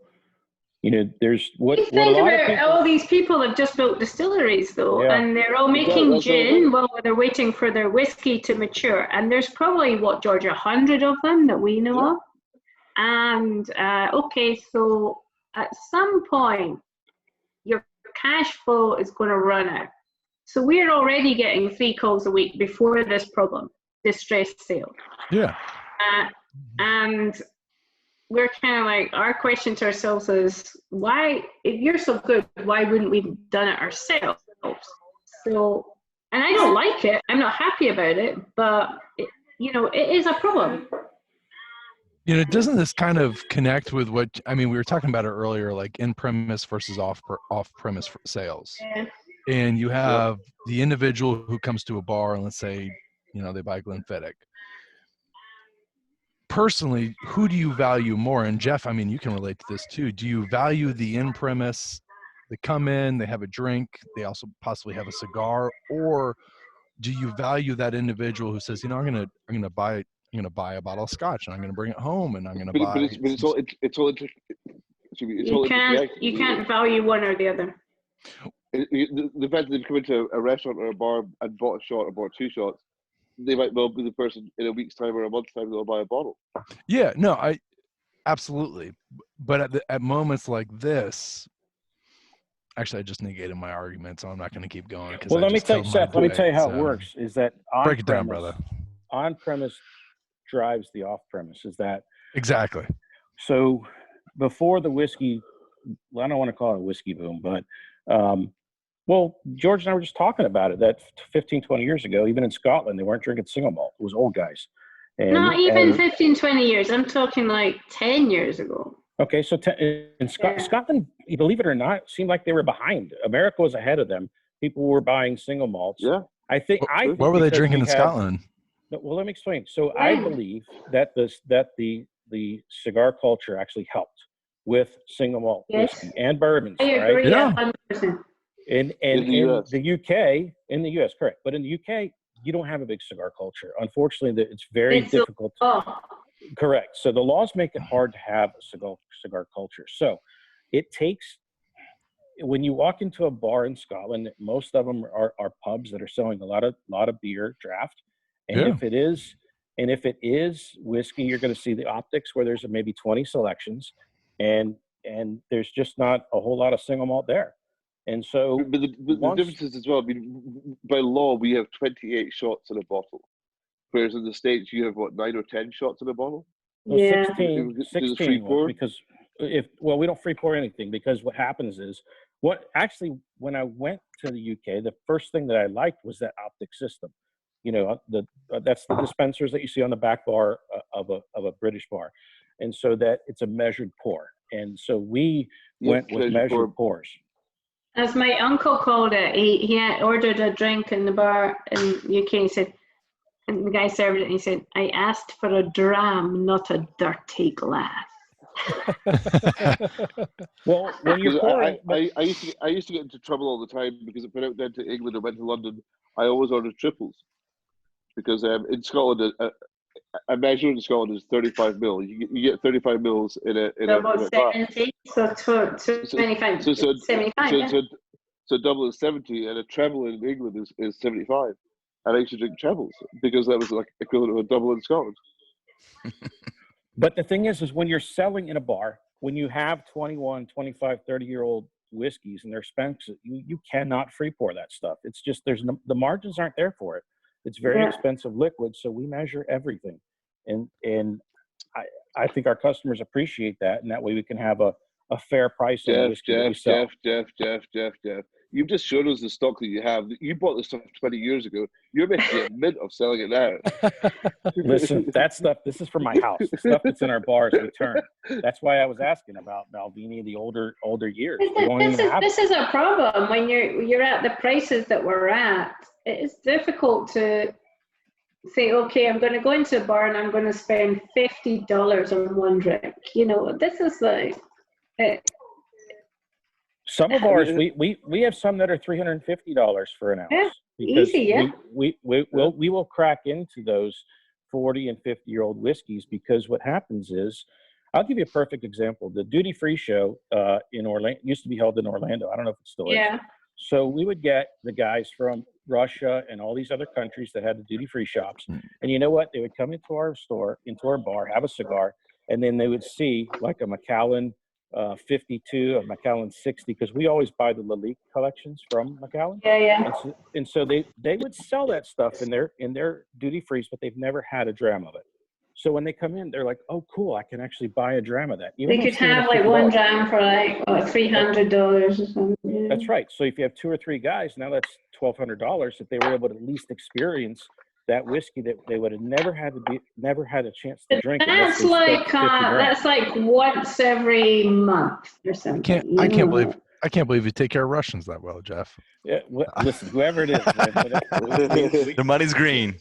And then green in Russia, baby. Listen, cigars and whiskey, they cross all boundaries. Oh my God, it's exactly the same market, and I hate the laws that we have, because if we didn't have this problem, I would be in every cigar bar trying to work all this out. But you know, I'm banned from the UK doing any cross advertising.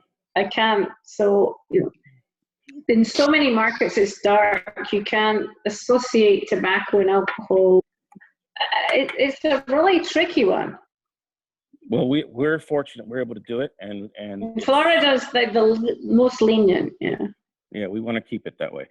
So fair is the right word, right, Jeff? Yeah, fair. It's crazy that in a lot of states you can't do what we do. That it's illegal to have alcohol with a cigar shop. It's nuts, but it is what it is, and we're thankful that we can do it. Florida's an anomaly, though, when you think of the United States, though, man. I mean, and I don't mean that as an insult. I mean, I live in North Carolina, for Pete's sake. Yeah. I mean, it's 50 different countries. It's got 50 I was going to say it's 50 different countries. When we are from the outside, we look at your laws. We're like, it doesn't matter. You're talking to 50 different countries. So we're crazy like that. Florida's so lenient. Yeah. And you guys are older than half of our country / states. Yeah. Way older. I mean, George. Way how many? 18. George is way older than. What do we have? What do we have? 19, 20 states before you. 1836 was I can't, 1836 was sorry, 1865 was Battle of the Alamo. No, George, stop, man. You're killing American history here, buddy. just stick to your island, brother. I love you. So, when was the Battle of the Alamo? Alamo was not 1865. 1865 was the end of the Civil War. At that point, so Texas was a state which is no longer a republic. Alamo had to be after the Civil War because it was Civil War guys. No, there, Alamo was before the Civil War. Was it? Okay, Yeah. so after this, Google this. So 1836 and 1865 both appear in American history. George, for you, I'm going to Google United States 1836 was Battle of Alamo. There you go. So you guys were blending Scotch, making Scotch. Making Scotch. We were fighting Mexicans. Legally, because we did some research. They were like illegally making Scotch for a couple hundred years before that. That's where we in the camera. Don't go throwing them under the bus like that, George. You keep doing what you're doing, buddy. So this is. That's why him under the bus. Yeah, that's why you gotta hide in the valleys. Exactly. So I'm going to tell you about the next whiskey I'm about to have. So a few years ago, somebody that I know that I don't like very much invited me to a dinner party, and one of the things they did, it was my 40th birthday, and they actually opened a bottle of 1976 Glenfiddich, which was where I was at, and it was bottle number 40. So oh wow! Which we all had one dram out of, and they gave me the rest of the bottle. So I'm going to have one of them now. Oh, very good. So it's number 40 of the 40-year-old. Don't tell me I'm not a good person. Ian Miller, who gave it to me, is a wonderful man. Yeah, and then George went round back to the back of my kitchen to my staff and went, "Where's the rest of that bottle? I'm going to take it." Jeff, this Davidoff Florida selection, this Scotch, it's really opening up.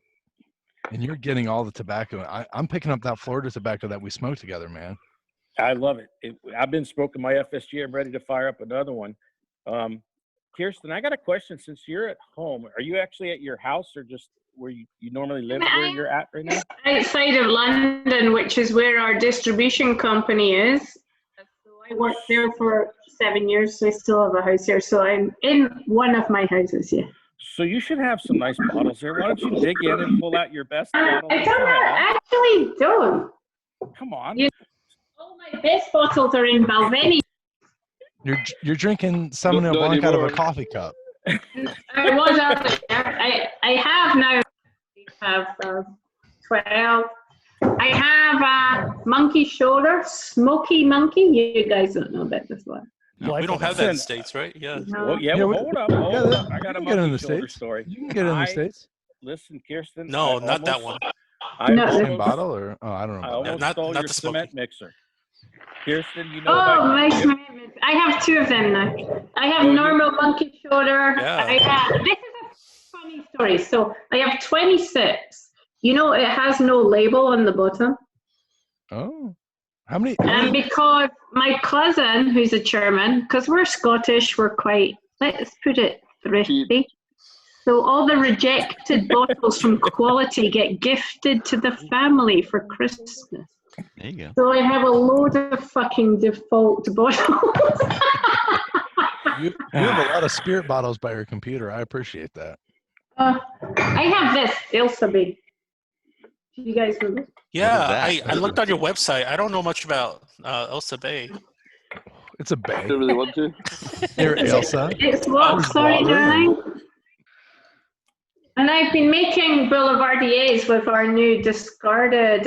It's sweet vermouth cascara. Ooh, vermouth. So we're making distillates off the discarded product. So that was the cascara, and we're doing one off banana skins at the moment. So that's what I'm drinking. A monkey shoulder and discarded Boulevardier. Very nice. Can I ask all your viewers a favor? Sure. So, a very, very, very long time ago, I was given the best glass in the world, okay? Can you see my glass? Yes. Can you see the glass? Yeah. Okay. From Baccarat. Ooh. It's a roulette glass. All right. but I want more of them. Where can I get them? What do you mean, like, you want to spin your glass? A roulette glass.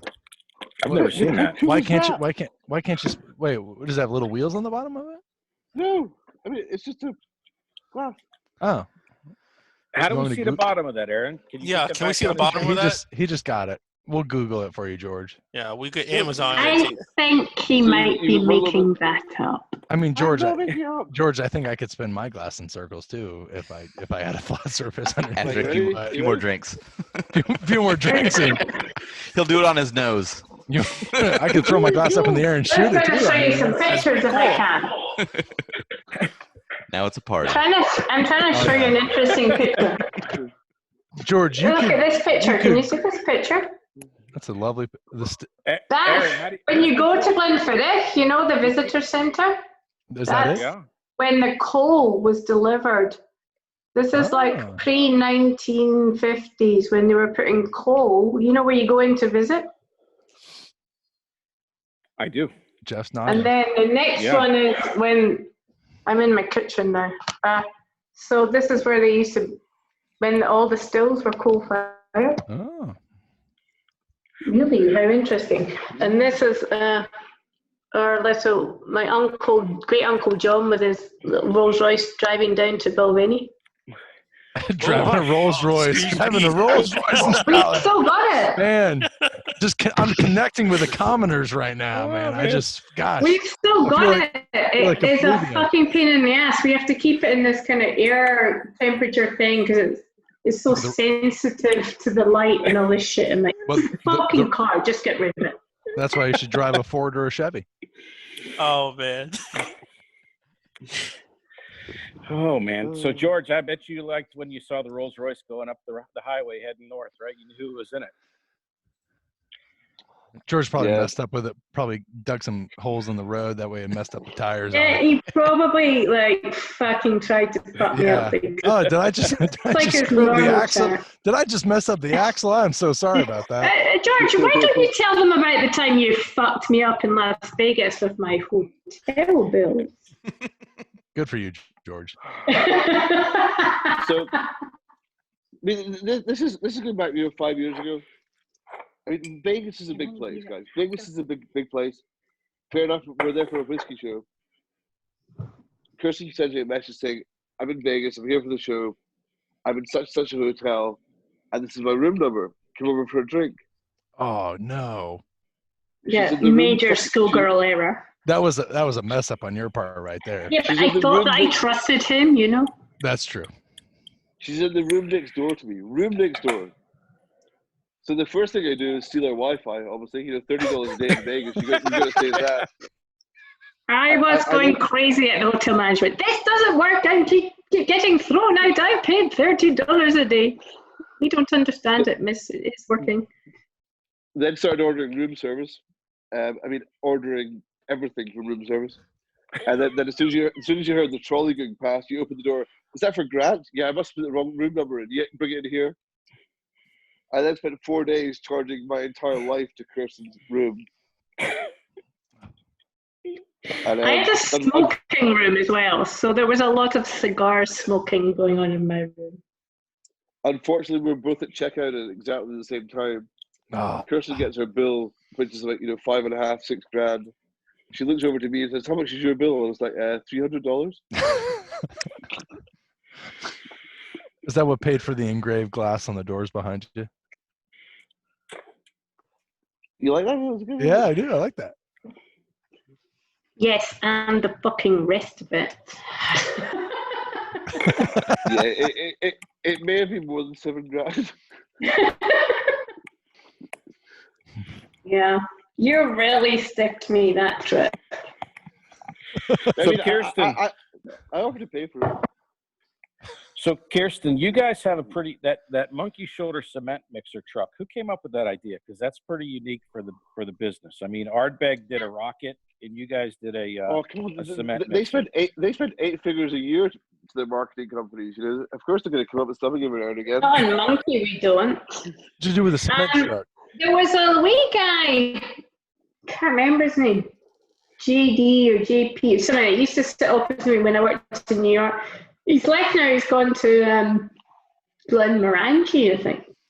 Anyway, I don't think he came up with the idea, but the agency that he was working with, and I actually think it came from a guy called Seb, who is now head of the brand ambassadors, and they're like, come up with something, think big, think fucking big. So that's when they came up with the turn the whole back of the cement thing into a cocktail shaker. So you turn an 11-yard concrete mixer into a shaker. Seth, you guys got to Google the picture. Google it. Shoulder, yeah. Shoulder yeah.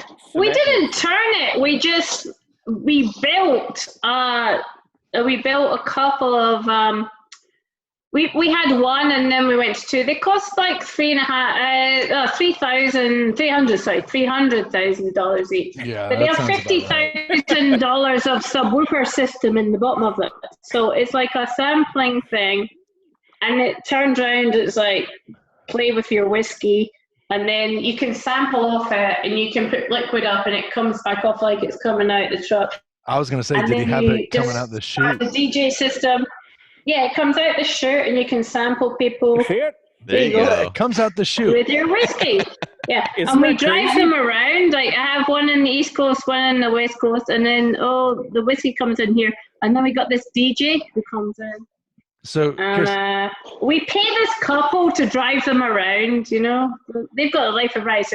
Like, you need to do this for a year, you two. There's fucking 50 grand. Go around and go out. But, like, all the licensing and everything's quite complicated. And then it just turns out when you turn it on, it's got this thing. It goes, fucking monkey shoulder. It's really fun. That's really cool. So you put monkey shoulder in a cement truck and had a party. Kind of, yeah, but you can't legally. So you have to put it in a tank underneath, and you feed it up through, and then you can turn the tap on, and it looks like it's coming out the cement truck, and you can sample people. Okay, so either way, you put monkey shoulder in a cement truck, and you're mad at George for taking $40 of Wi-Fi for a couple nights. So let me get a solid answer on this one. This is for you, George. I love you. Fuck George, you know. The thing is, you always need to let George believe he's got one over on me, you know. Here, look, see that? So if you look at it's a cocktail shaker. So play with so then it turns around, and this thing comes down here, and then you can just turn the tap on, and all the liquor is sitting underneath, because legally you can't put it in there. And then the rest of it has this huge DJ system. So you just press a button, and then all this shit goes on. It's like fucking monkey shoulder, blah blah blah, and it starts playing this DJ music. It's fucking hilarious, and you just park it up. And then when the police come and go, you don't have a permit to be here, we just fuck off to the next place. You know that there's an disruptive marketing, isn't it? It is. There was an engineer involved in that who was like, "You want me to what?" So that's just. Yeah. When I first saw it, I was talking to a guy in New York. I was like, "What?" He's like, "No, Kirsten, really cool guy." Then he left us. I'm hoping he maybe come back at some point, but it doesn't matter. I think after doing the cement truck with monkey shoulder, that you can open Balvenie on Saturdays. Just saying. we have gone over the hill. Do you know what? How hard it is to convince people at Balvenie that they need to change? Yeah. Well, you should show change management. Change management is one of the biggest problems in our business.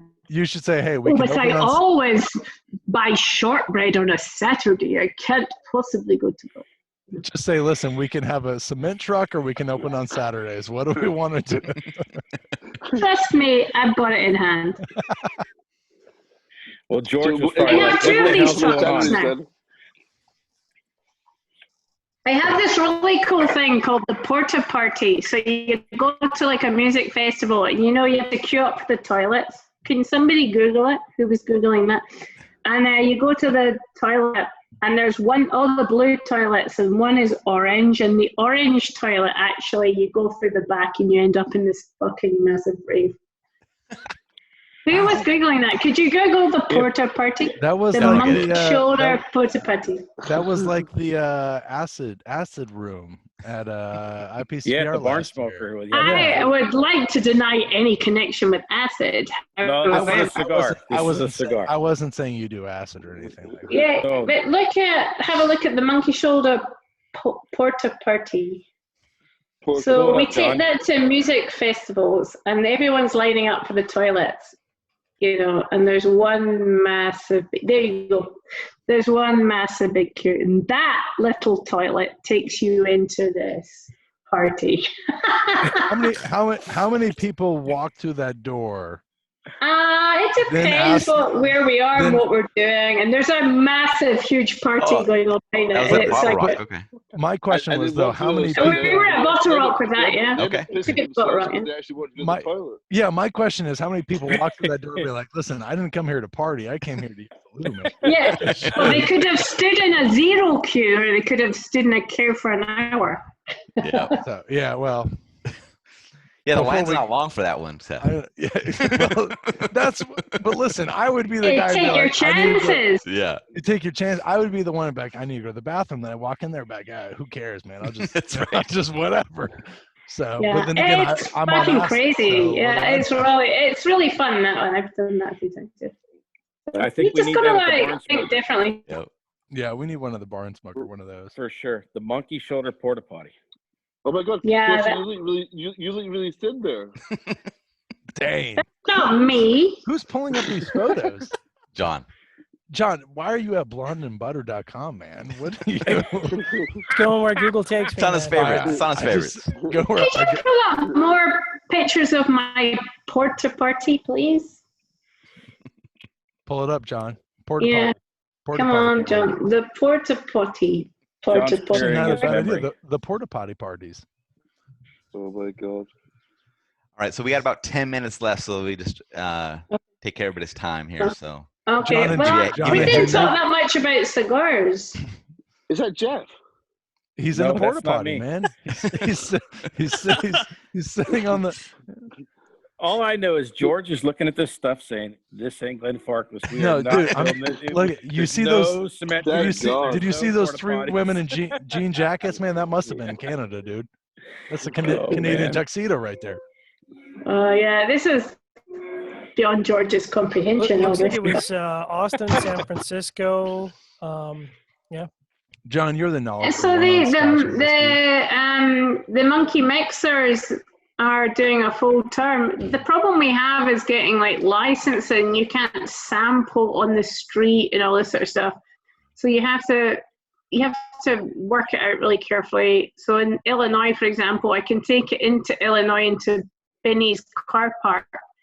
I can't sell you anything. They just have to be told to walk into the store to then try something. It's just a fucking web. It's a pain in the ass, to be honest. But you notice how she said fun, and if you just drive them around and pump music out. What's that? I noticed how you said Illinois. Illinois, yeah. Illinois. That's where I live at the moment, Chicago. Illinois. Oh, that's right. I live in Chicago, man. That's right. That's right. Chicago. Everyone says I say Chicago with a Chicago accent because I learned it because I only went there. I'd never been there before I got told I had to move there. They're just being kind to you. Listen, if you ever come down to the South, nobody's kind to me. Carolina, and you come across people who are saying, bless your heart, it is not a compliment. That is a comment, and you're like, oh my Listen, gosh, they're so I hang out with George Grant. Nobody's fucking nice to me, It's a compliment, really. It's a compliment. George, I have one question. This is completely. Listen, you gave my mother crap about drinking Glenfiddich for 40 years. Yep. Why should she switch to you, man? Give me one answer, one sentence answer.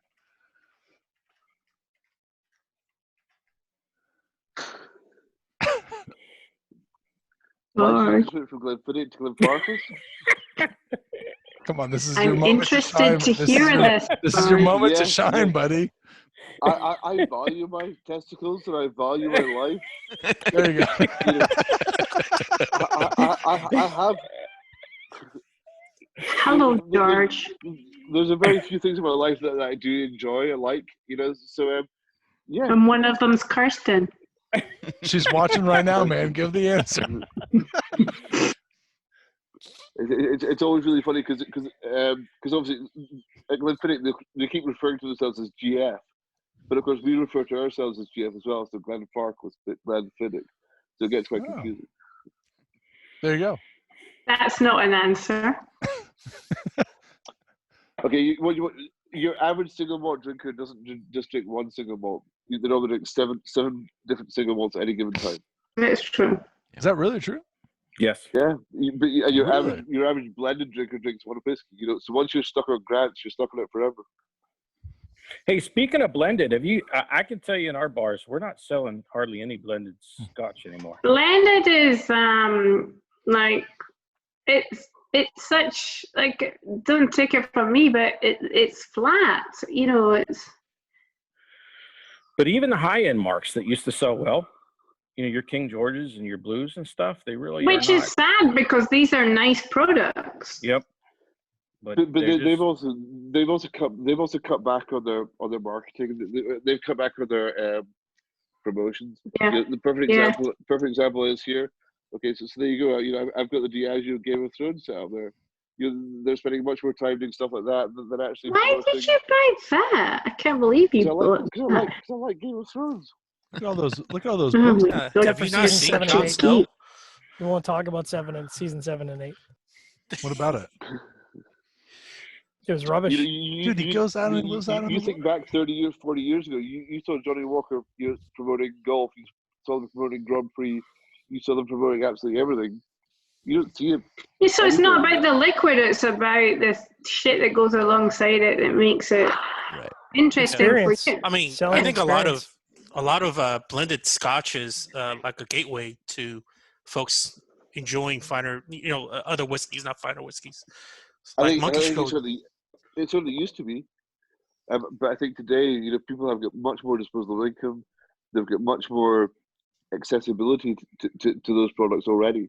The way that pricing sort of structured now, to go from a blended whiskey to a single malt, the price jump isn't that big anymore. It's not that big, no. All I know is I wish I could walk as well as Johnny does after drinking a bottle of Johnny Walker. Sorry, as well as Jane Walker. Yeah, he has a cane, man. Well, that's Jane what I need Walker to get. has a cane. Aaron, will you order me a cane, please? I will get you a cane. Developing palate scan thing. Yes. One of the most surprising things when the first time I went to Scotland, though, is I expected to see Johnny Walker behind the bars, and you don't. No, there's no Johnny Walker, really, no. He went Not in walkabout. Scotland. He went walkabout. Well, I thought that was pretty interesting how they've done such a good job of marketing outside the country, which, sometimes you Yeah, they did a good job because when it wasn't cool to drink Scotch, which was for a long time, and they also managed to make people be confused. That's maybe the wrong word because they were clever, but Johnny Walker is Scotch to them. Yeah. So the word Scotch is Wasn't that now. cool to drink Scotch? Sorry? They also alienated an awful lot of people in Scotland as well. So a lot Yeah, of no, bars, people in Scotland hate them. Yeah. a lot of bars in the Central Belt point blank refuse to stock it anymore. They're not like beer, so. Why? What? But that doesn't matter because they shut down their premises and they made a lot of people redundant. There And are a lot of people unemployed for saving. A couple they of made cents a lot of bottle. money and they shut down their premises. And you kind of can't do stuff like that in a small. You got to take care of your people. Is your whiskey bottled in Glasgow, or where are you guys bottling it? Who are you talking to? Me. Both companies. I'm in Bellshill and he's in Broxburn, so yeah, Glasgow basically. Kirsten's is in Delhi, Bangalore. Bangalore. Dang. It's in Bellshill. Are you guys? And Dufftown. And Dufftown, yeah, and you're in Broxburn, which is not that far away from us. Stuff in Scotch in India. You Rangers or Celtics when you're in Glasgow? Who are you cheering for? Oh my God, you can't ask us that. Yes, I can. I just did. I'm an American. We're asking this question. This is Well, this is the tough show right I'm here. a Protestant, not a Catholic. Okay. So that would be the Rangers. When we're offline, I have a funny Glasgow story to tell about my first trip to Scotland, but I'll tell that one when we're offline. Did you get beat up there?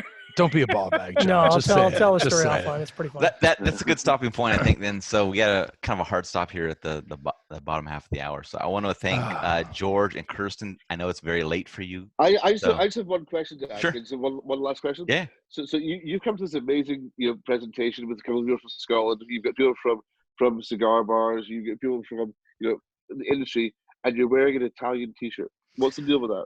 After this show, I am doing another show with a cigar brand called Toscano from Italy. So I'm just trying to make it so that I can make a quick transition. I don't have to do a That's a shit reason. The reason is we didn't send him any whatever they call it, swag. I'm drinking this tonight. I'm drinking this on the show. The next interview is much more important. He's supporting. Look, I feel like a second-class citizen here because I was only asked at the last minute. You live in Chicago. Like, you don't even I have have pizza. this. Like, do you want me to take this off for the show as well? I don't know. What do you want me to say? How much Fully do they pay you support. for that? There you go. Thank you to my Balvenie fans all over the world. Yes. Thank you, Jordan, Kristen, for your time. I appreciate you being up so late and bringing all the knowledge that you have from the brands. Thank you very much. And Jeff, I'm thank talking you. shit for a little Yes, bit. that was the best part. I didn't want to say That's it. what it's all about. And Jeff, thank you very much for coordinating this. This was a fantastic time. I'd love to do this again many more times. You're welcome. You're welcome. And thank you for everybody that joined in and watching. You can catch us on podcasts afterwards if you'd like to listen again, or if you just caught us late. So, Aaron, I want to cut in one thing real quick. So what I hope you guys got to see the personality of the people from Scotland, because they, a lot of people, you hear the accent, you don't quite understand they're fun people. They love what they do. And you can see why it's fun to go to Scotland and visit the distilleries and have whiskey and be married to a wild Scottish lady. We appreciate you guys doing that and staying up late. So we, again, bridging the gap from two different continents. I'm sorry, guys. I didn't know I had an accent. So I'm glad you guys are able to understand me. Yeah, it's okay, June. You're from Missouri and all, but we forgive you.